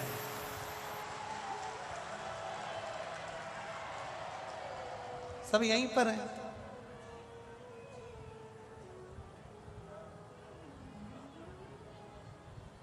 शिव तत्व को जानना। और आप लोग तो ब्रजमंडल के पास में से निवास कर रहे हो, ब्रज के पास के हो, और ब्रज के पास के हो तो भगवान शंकर और भगवान कृष्ण का तो इतना मेल है, इतना मेल। भगवान ने जितने भी करे रास, और भगवान शंकर, भगवान कृष्ण ने एक करा था महारास। सारे रास हुए थे और भगवान कृष्ण ने एक, जिसमें 6 महीने की रात्रि हो गई, वो कौन सा रास था? महारास। और वो महारास कोई ने देखा ना देखा, कोई ने साथ करा ना करा, पर मेरे महादेव ने उस महारास में अपनी उपस्थिति दर्ज कर। भूतेश्वर, गुप्तेश्वर, चकलेश्वर, कोटेश्वर, मेरा महादेव पूरे ब्रजमंडल में। तुम गोकुल में दर्शन करने जाना तो गोकुल अधिपति के उस सुंदर मंदिर में दर्शन करोगे, उसके पास में शंकर का मंदिर मिलेगा। मथुरा जाना तो मेरा भूतेश्वर मिलेगा। वृंदावन जाना, गोपेश्वर आदि कादिक मेरे देव अधिदेव महादेव तुम्हें पूरे ब्रजमंडल में मिलेंगे, पूरे ब्रजमंडल। कहां शिव नहीं है? सर्वस्व शिव समाया, सर्वस्व। अब करो उसका भजन।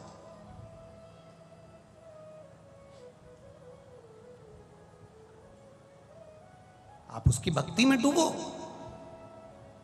शिवजी ने माता, भगवान महेश ने माता उमा से कहा, माता उमा से कहा, उमा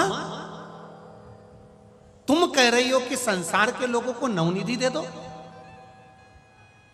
शिवजी कहते हैं मैं संसार के लोगों को नवनिधि देने को तैयार हूं, अष्ट सिद्धि देने को तैयार हूं, पर शर्त केवल इतनी सी है, केवल एक शर्त, कि एक जगह दृढ़ी विश्वास रखकर जो भजन करता है, भगवान कहते हैं मैं उनको नवनिधि और अष्ट सिद्धि दोनों दे देता हूं।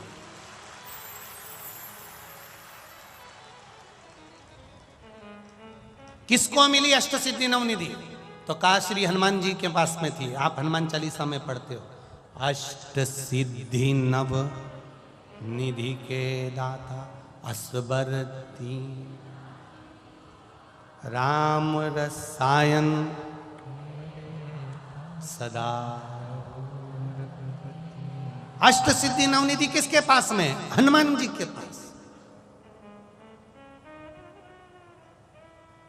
राम जी का विश्वास हनुमान पर था और हनुमान का विश्वास राम जी पर था, इसलिए हनुमान जी को यह अष्ट सिद्धि नवनिधि गिफ्ट में मिल गई, क्योंकि तुम्हारा विश्वास दृढ़ है, एक जगह पर स्थिर हो। तो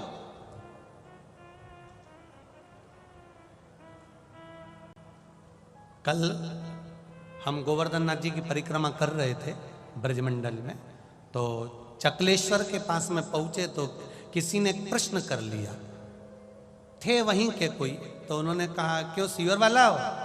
हमने कहा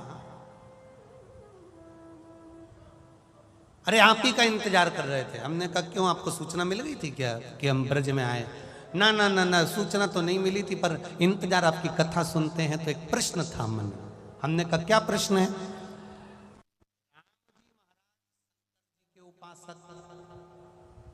रावण भी शंकर जी का उपासक, फिर बंदरों की सेना लेकर राम जी लंका में क्यों पहुंचे? क्या राम जी को मनुष्य नहीं मिले थे जो वो बंदरों की सेना को लेकर पहुंचे? हमने कहा वो राम है, उनको बंदर की भी जरूरत नहीं पड़ती और मनुष्य की भी जरूरत नहीं पड़ती, वो केवल अकेले ही चुटकी बजा देते और रावण को मार देते, वो मेरे राम है। नहीं नहीं नहीं नहीं, फिर वो मनुष्य को लेकर क्यों नहीं गए, आखिर बंदर को क्यों लेकर गए? तो हमने भी उनसे कह दिया बंदर को ले जाने का कारण केवल इतना था, मनुष्य को अगर सोने की लंका में ले जाते तो मनुष्य डोलता जल्दी है, सोने की लंका देखते से रावण की साइड हो जाता।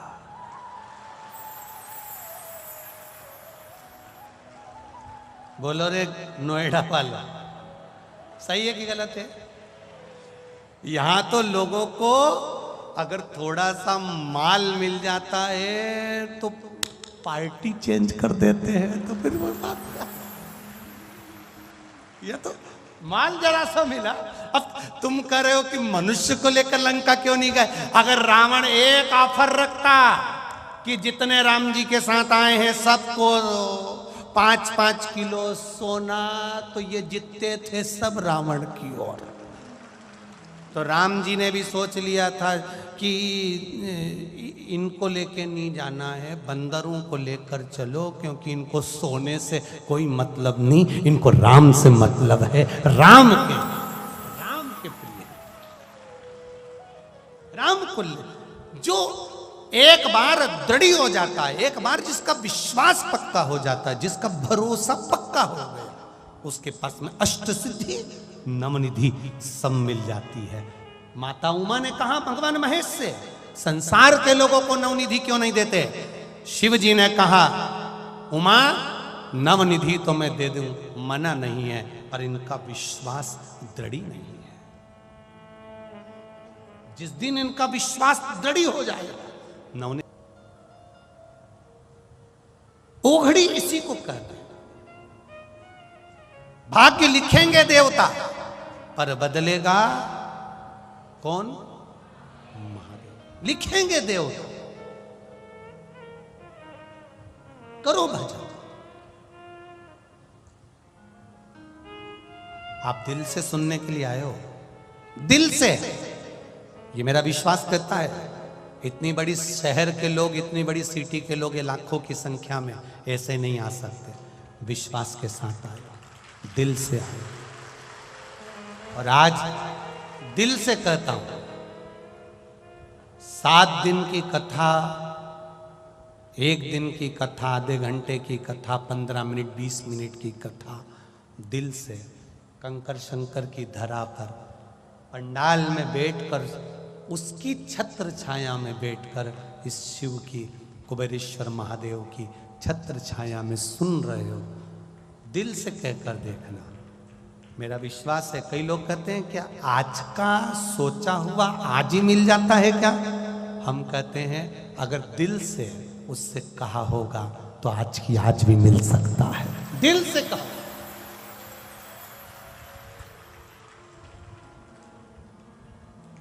देरी नहीं करता मेरा महादेव। उमा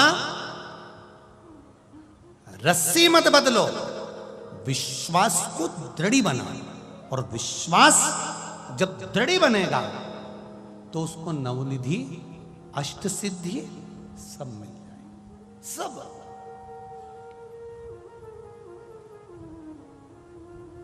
एक कोई भाई ने अपने बेटे का एक्सरे लगाया है और सारी डॉक्टर की रिपोर्टें लगाई, सारी रिपोर्टें डॉक्टर की, एक्सरे के साथ में सारी रिपोर्टें लगाई। कोई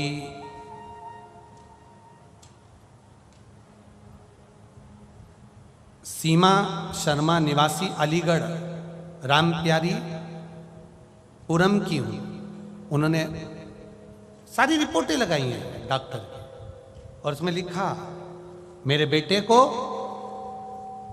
शरीर में गांठ हो गई थी, वो गठान डॉक्टर ने ऑपरेशन का कह दिया था। गठान भी ऐसी जगह थी कि वो सही से बैठ भी नहीं सकता था, पर डॉक्टर ने ऑपरेशन का कहा और परिवार के किसी व्यक्ति ने केवल 1 लोटा जल चढ़ाने का कहा। जल चढ़ाता, बेटे को पिलाता और बेलपत्री खिलाता।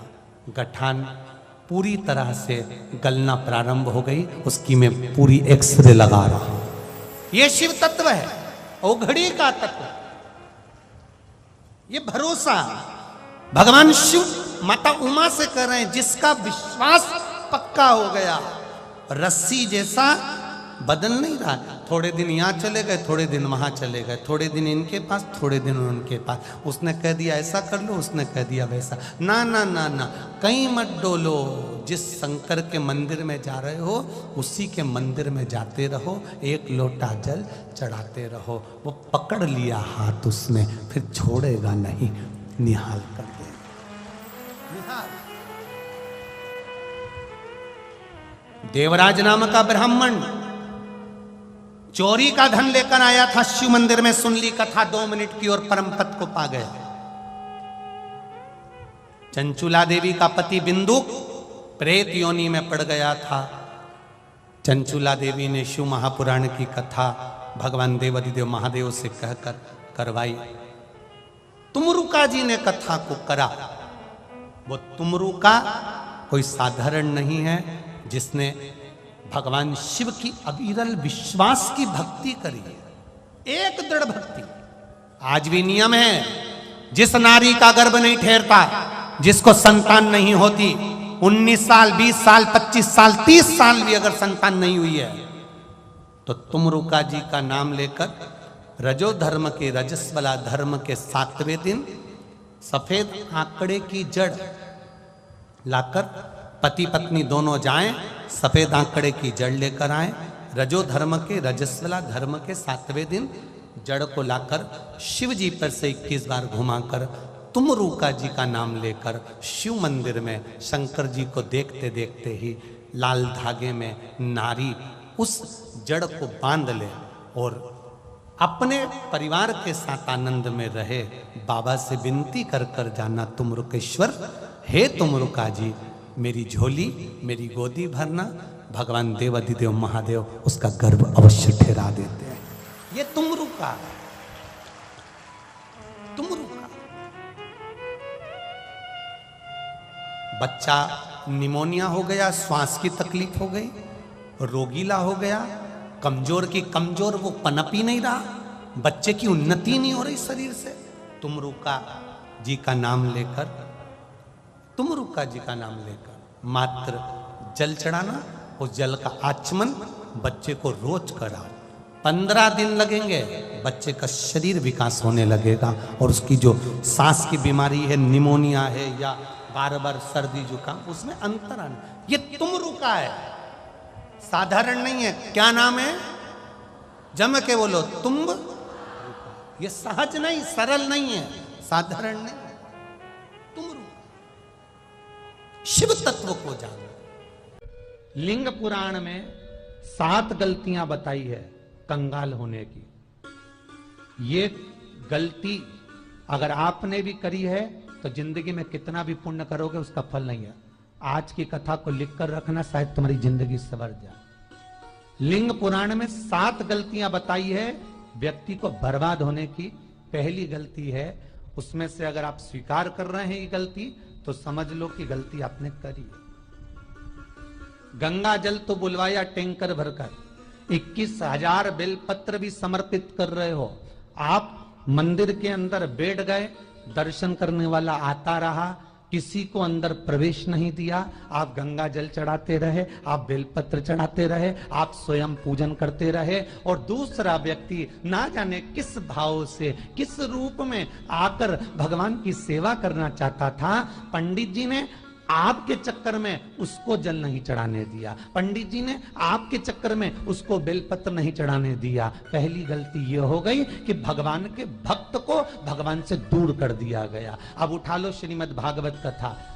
2 देवताओं ने गलती करी थी। एक ब्रह्मा जी ने गलती करी थी कि गाय बछड़ों का हरण कर लिया था। 1 वर्ष होने में 1 दिन था, तब ब्रह्मा जी ने गाय बछड़े वापस दिए थे। दूसरी गलती इंद्र ने करी थी, जल वृष्टि करी, तब भगवान कृष्ण को गोवर्धन पर्वत उठाना पड़ा। दोनों देवताओं ने गलती करी, पर भगवान कृष्ण ने इंद्र को क्षमा कर दिया, पर ब्रह्मा को क्षमा नहीं करा। क्यों नहीं करा? क्योंकि इंद्र को क्षमा इसलिए करा क्योंकि इंद्र ने जब जल वृष्टि करी तो सारे ब्रजवासियों को भगवान के चरणों में लाकर छोड़ दिया। सारे ब्रजवासी गोवर्धन पर्वत के नीचे आकर बैठ गए, भगवान के चरणों में आ गए। और ब्रह्मा ने जो गलती करी वो ऐसी गलती करी कि भगवान से गाय और बछड़ों को दूर कर दिया। जो भगवान से भगत को दूर कर दे उसको शंकर कभी क्षमा नहीं कर सकता। इसलिए बर्बादी का पहला कारण।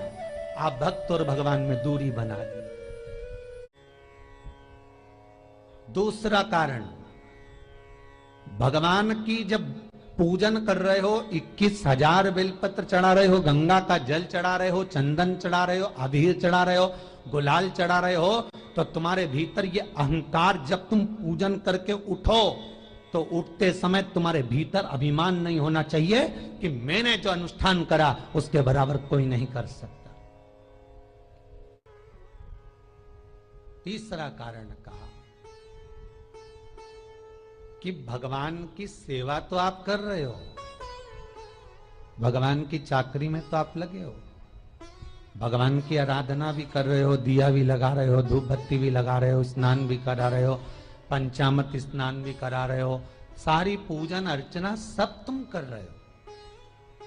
पर हो सकता है इस पूजन अर्चना में आप केवल 3 घंटा पूजन करते हो और बाकी के समय किसी न किसी की जीवात्मा को दुख पहुंचा रहे हो। एक कथा में एक बात कही थी कि भले मंदिर में दिया मत लगाओ, भले मंदिर में जाकर धूप बत्ती मत जलाओ, भले मंदिर में जाकर भोग मत लगाओ, भले मंदिर में जाकर जल मत चढ़ाओ, कुछ मत करो, भले भगवान को नए कपड़े मत पहनाओ, भले तुम्हारी मर्जी पड़े भगवान को भोग मत लगाओ, पर शास्त्र कहता है कुछ मत करो, पर एक काम जरूर करना कि किसी के चेहरे पर प्रसन्नता ला देना तो मंदिर में दिया जलाने के बराबर होगा। किसी के चेहरे पर चमक ला देना, प्रसन्नता ला देना तो अगरबत्ती लगाने के बराबर होगा। किसी गरीबड़े के, किसी दुखी के चेहरे पर अगर तुमने प्रसन्नता ला दी तो वो भगवान को कपड़े पहनाने के बराबर होगा। मालूम पड़े तुम मंदिर में पूरी सब्जी बांटो, मंदिर में भोजन कराओ, मंदिर में सारा पकवान चढ़ाओ, और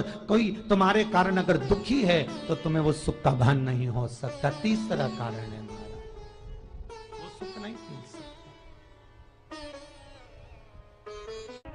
चौथा कारण है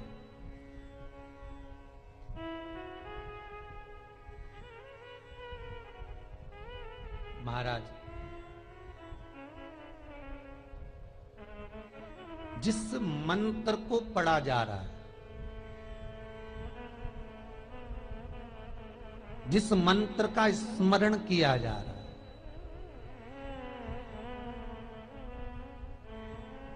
जिस भगवान की माला को हम जप रहे हैं, हम पाठ कर रहे हैं, उसमें त्रुटि उठा लीजिए। दुर्गा सप्तशती, दुर्गा सप्तशती का हिंदी अनुवाद में एक थोड़ा सा दृष्टांत दिया है, आपको मालूम होगा।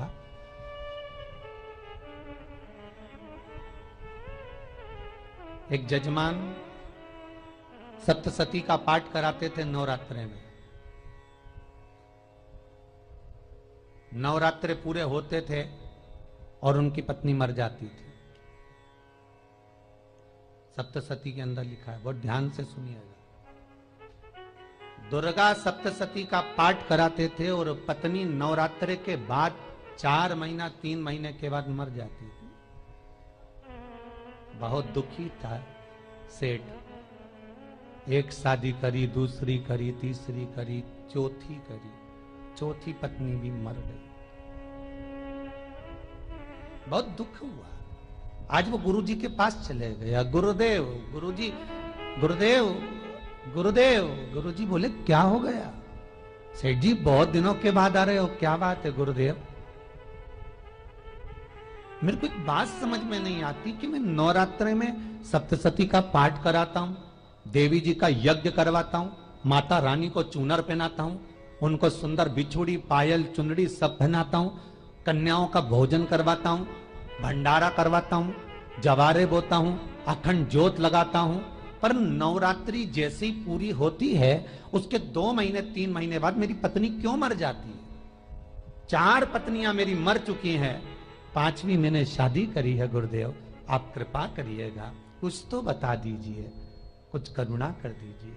गुरुजी बोले जब तू सब कुछ अच्छा कर रहा है, जोत भी जला रहा है, कन्या भोज भी करा रहा है, चुनड़ी भी चढ़ा रहा है, भंडारा भी कर रहा है, जोत भी लगा रहा है, जवारे भी बो रहा है, माता रानी की सेवा भी कर रहा है, अखंड रात्रि व्रत कर रहा है, सब कुछ तूने करा, यज्ञ भी करा, फिर तेरी पत्नी क्यों मर सकती है? ऐसा हो ही नहीं सकता। नहीं गुरुदेव, मेरी 5वीं शादी है गुरुदेव, अब की बार आप कृपा करिए। गुरुजी ने कहा तेरे पंडित जी को अनुष्ठान पर बुला, मैं कमरे में बैठकर सुनूंगा सप्तशती का पाठ, तब मैं ध्यान करूंगा। गुरुजी अंदर के कमरे में जाकर बैठ गए, ब्राह्मण पाठ करना प्रारंभ करा और ब्राह्मण ने पाठ करना प्रारंभ करा। उसमें एक शब्द आ गया, भार्यंतु भक्षन्तु, भार्यंतु भक्षन्तु।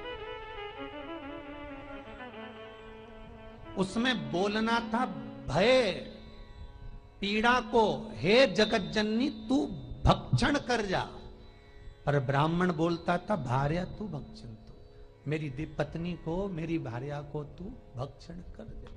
पंडित जी जैसे ही बोले, गुरु जी बाहर निकल कर आ गए। पंडित जी को रोका, रुकिए गुरुदेव, आप हर साल अनुष्ठान कर रहे हो जजमान के यहाँ और बोल देते हो भार्यंतु भक्षन्तु, हे देवी तू मेरी पत्नी को खा जा, तो माँ हर बार उस पत्नी को निगल जाती है। निवेदन है, शब्द सुधार लीजिए, शब्द ठीक है। चौथा कारण है कि आप जो पाठ कर रहे हो, आप जो पूजन कर रहे हो, आप जो अनुष्ठान कर रहे हो, उसमें कुछ ना कुछ गलती जरूर हो रही है। ये चौथा कारण है।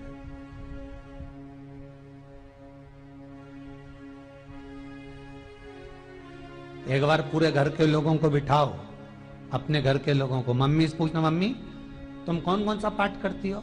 एक बार मम्मी से पूछना, फिर एक बार पापा से पूछना, पापा आप कौन कौन सा पाठ करते हैं सुबह? फिर बहू से पूछना, भाभी आप कौन कौन सा पाठ करती हो? फिर छोटी दुल्हन से पूछना, छोटी दुल्हन तुम कौन कौन सा पाठ करती हो? भैया आप कौन कौन सा पाठ करते हो? आप कौन कौन सा पाठ करते हो?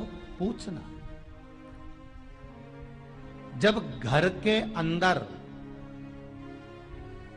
बड़ी बहू अलग तरह का पाठ कर रही है, छोटी बहू अलग तरह का पाठ कर रही है, मंजली बहू अलग तरह का पाठ कर रही है, माँ अलग तरह का पाठ कर रही है, पति अलग तरह का पाठ कर रहा है, तो उसका जो प्रभाव है, कौन सी चीज कहां टकरा रही है, जिसके कारण घर में रोग इतना है कि कोई सही होने वाला ही नहीं है।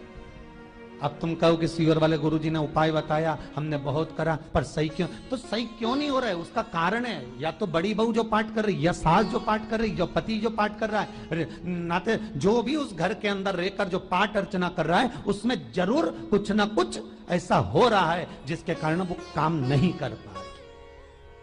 उसमें कुछ ना कुछ गलती हो रही है जिसको तुम समझ नहीं पा रहे, जिसको तुम अपने आप को बहुत विचार करते हो कि मेरे बराबर कोई नहीं कर सकता, मैं शंकर की भगत, मैं राम की भगत, मैं कृष्ण की भगत, मैं जो करती हूँ बहुत अच्छा करती हूँ, मैंने जो किया बहुत अच्छा करा, पर हो सकता है उसी कारण आपको दुख झेलना पड़ रहा है।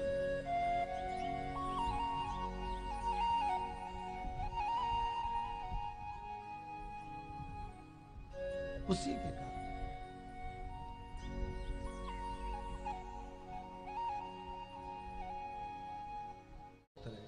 महाराज, हमने जो दान किया, हमने जो पुण्य किया, हमने जो सत्कर्म किया, वो किस जगह पर लगा? 5वां सूत्र,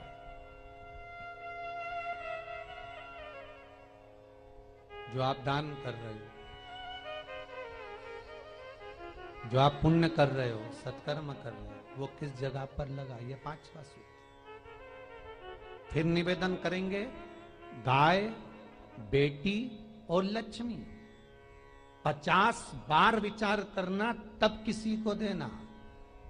बेटी किसी ऐसे को मत ब्याह देना जो जुआ खेलता हो, मदिरापान करता हो, मांसाहार करता हो, वेश्यावृत्ति करता हो।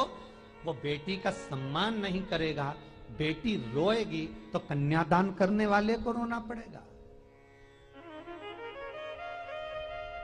दूसरे नंबर पर गौ माता, गाय ऐसे ब्राह्मण को दान मत देना कि ब्राह्मण के घर में खुद रहने की जगह नहीं और गाय को ले जाकर तुमने दे दिया और उस ब्राह्मण ने जब तक दूध दिया बांध कर रखा, एक तगाड़ी बाल्टी साड़ी के चक्कर में ले लिया, सोने के सींग के चक्कर में ले लिया और बाद में वही गाय कसाई के हाथ में बिक गई और कसाई ने काटा तो बद्दुआ तुमको लगी।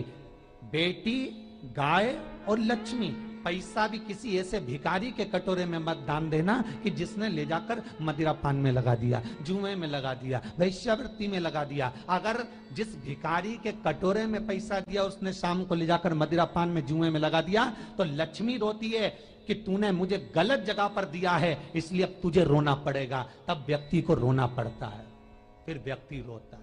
गाय, बेटी और लक्ष्मी 50 बार विचार करो, क्या सही जगह पर दे रहे हो? और अच्छी जगह पर दोगे तो संपदा भी बढ़ती है, सुख आता है। अगर बेटी सुखी रहेगी तो मायके के लोग सुखी रहेंगे, गौ माता सुखी रहेगी तो संसार सुखी रहेगा। और आपने जो धन दिया, आपने जो पैसा दिया किसी भिखारी के कटोरे में, अगर उसने गलत जगह पर लगाया तो रोना तुमको पड़ेगा। किसी आजकल के भिक्षुकों को अगर रोटी दे दो तो लेते ही नहीं, आटा दो तो नहीं लेते।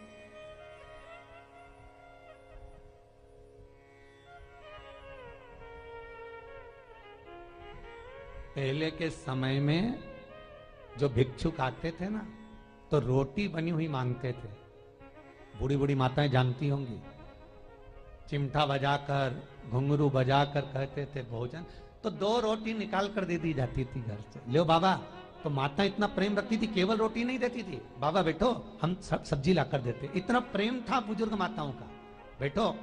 और आज के जमाने में अगर रोटी दे दो तो फेंक दे नली में ले जाके, पैसा चाहिए। क्यों? शाम को पीने के लिए चाहिए ना, मदिरा पान के लिए, मांसाहार के लिए, जुए के लिए, वैश्यावृत्ति के लिए धन चाहिए।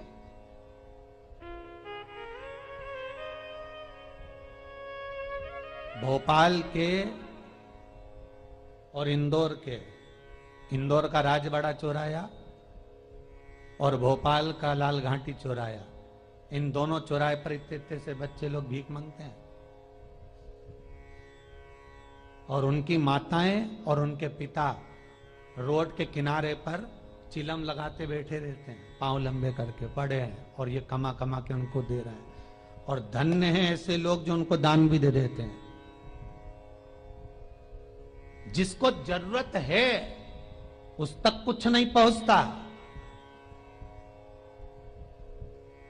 अभी भी 4-6 महीने लॉकडाउन चला, जिसको जरूरत थी एक रोटी की, उस तक कुछ नहीं पहुंचा। और जिसके पास में पहले से भरा हुआ था, उसने और ले जाके भर लिया। जिसको जरूरत थी उस तक नहीं पहुंचा। अभी ठंड आ रही है, बहुत सारी संस्थाएं कंबल बांटेगी। रेलवे स्टेशन पे लोगों को कंबल उड़ा रहे हैं, कोई सो रहा है जमीन पर उसको कंबल उड़ा रहा है, बस स्टैंड पे चले गए कोई रोड पे सो रहा है कंबल उड़ा रहा है, तो इतना बड़ा नाम चलेगा कि उन्होंने कंबल उड़ाए, कंबल उड़ाए, कंबल उड़ाए। और वो कंबल जिसको उड़ाया वो दूसरे दिन जाकर कपड़े की दुकान पर बेच के आ गया, 200 रुपए लिया है, रात को पीकर फिर सो गया, क्योंकि फिर कहीं कहाँ आएगा, फिर उड़ा के चले जाएगा। क्योंकि इन्होंने तो ये करके रखा है कि नाम कमाना है तो कंबल उड़ाए जाओ। जिसको जरूरत है वहां तक सामान नहीं पहुंचता भाई, जिसको जरूरत है वहां तक सामग्री नहीं पहुंचती भाई। आपने दिया और उन्होंने ले जाकर बेच दिया, और फिर सोचते हो कि मैंने तो पुण्य करा है। कई लोग कहते हैं मैंने दान करा, मेरे को इतना फल मिलेगा। काहे का दान करा? ऊपर तो जा, यमराज के डंडे पड़ेंगे।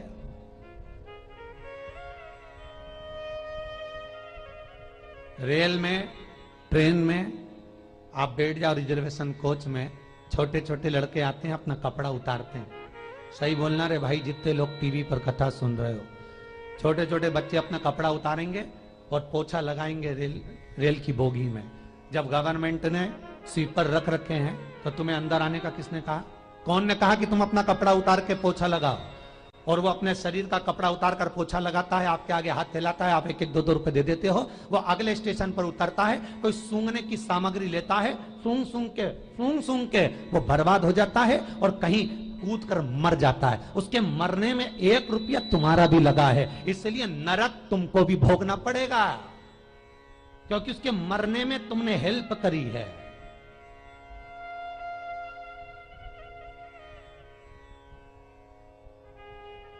तुमने तो रुपया दिया था भोजन करने के लिए, उसने कोई सूंघने की सामग्री ले ली और सूंघ सूंघ के नशे में मर गया।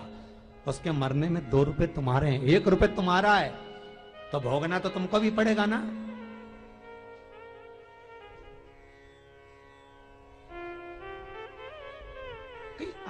जगह लगाओ, सत्कर्म की ओर लगाओ, तो सुख का आनंद कुछ और ही होगा, सुख का आनंद कुछ और ही प्राप्त होगा।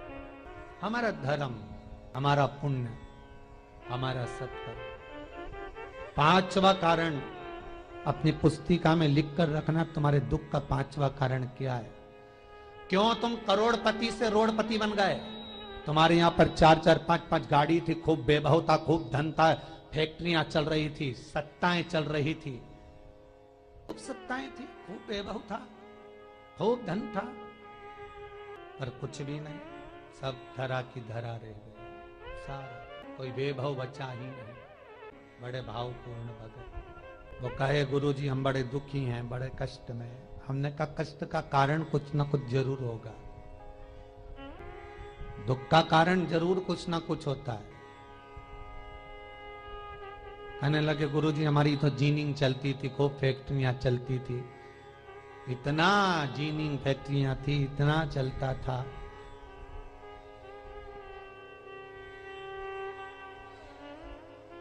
इतनी जीनिंग चलती थी, इतनी फैक्ट्रियां चलती थी, गुरुदेव बहुत दुखी हो गए। हमने कहा दुख का कारण, जो ये 7 कारण है शिव महापुराण के, लिंग पुराण में जो 7 कारण बताए हैं दुख आने के, जब फैक्ट्रियां अच्छी चल रही, जीनिंग अच्छी चल रही, व्यापार अच्छा चल रहा है, तो 7 कारण बताए हैं।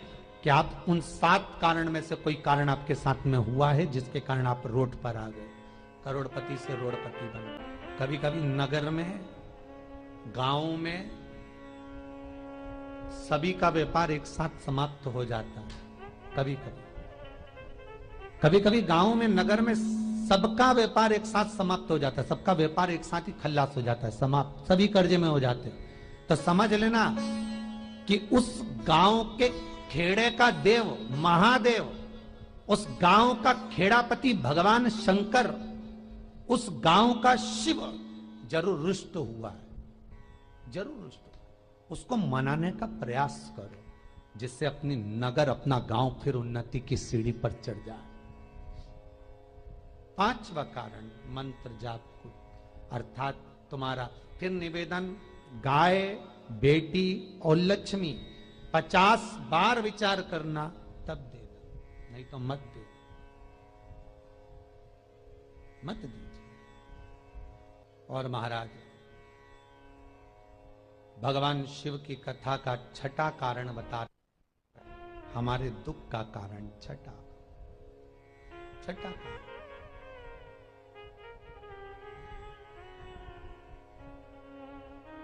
आदर सम्मान में कमी। घर के जो बड़े हैं, घर के जो बुजुर्ग हैं, घर के जो आदरणीय हैं, उनका सम्मान नहीं कर पाए। सुंदर कहा, जिस घर में माँ बाप की इज्जत नहीं होती, उस घर में देखना कभी बरकत नहीं होती। 6ठा कारण है सम्मान, सत्कार, आदर ना होना। जब धन। 7वां कारण,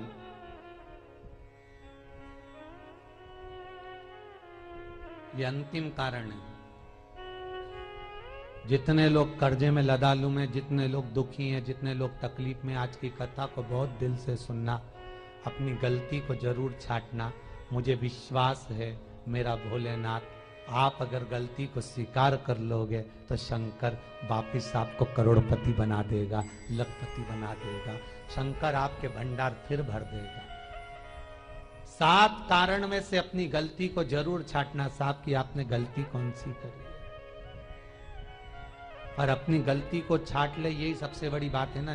लोग सुनने के बाद भी नहीं छाटेंगे, नहीं मैंने तो कुछ करा ही नहीं, मैं तो कुछ कर ही नहीं, बस मैं ही तो है, हरी जगदम्बा वो मैं ही फंसा है बीच में।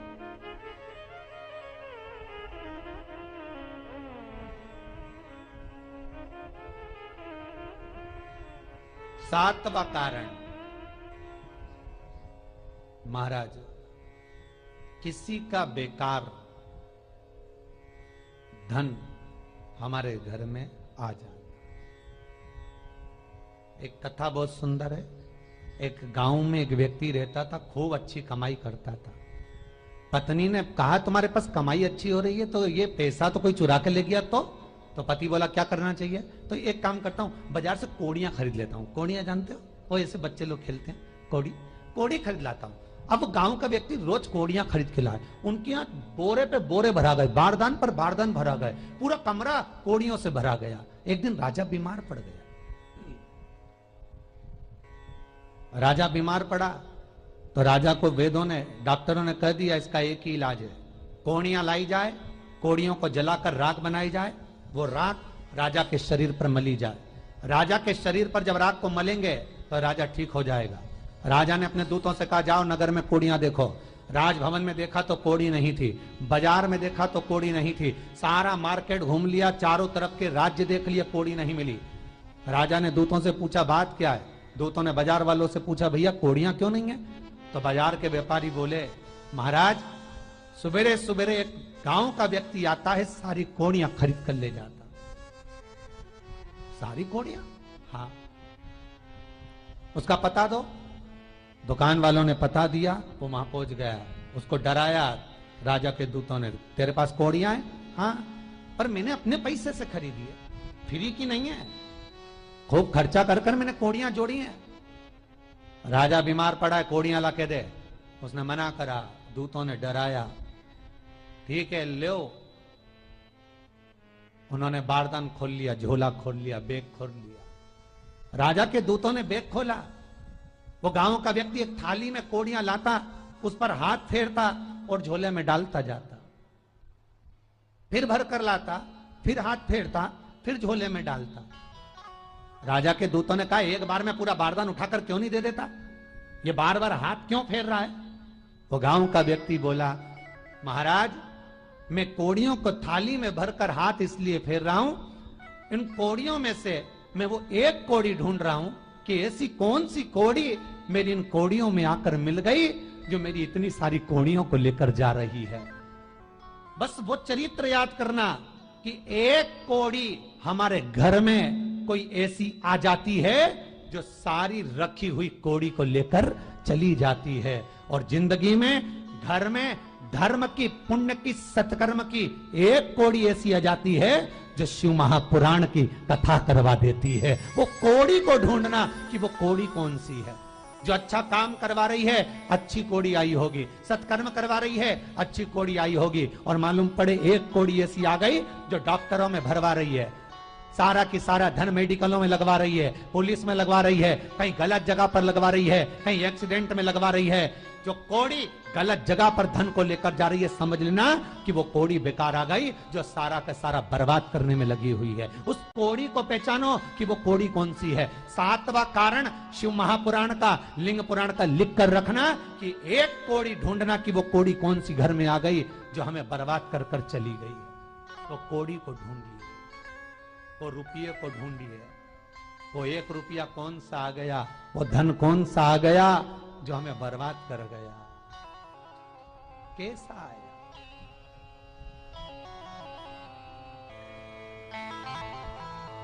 धन कौन सा आ गया ऐसा जो हमें बर्बाद कर दे।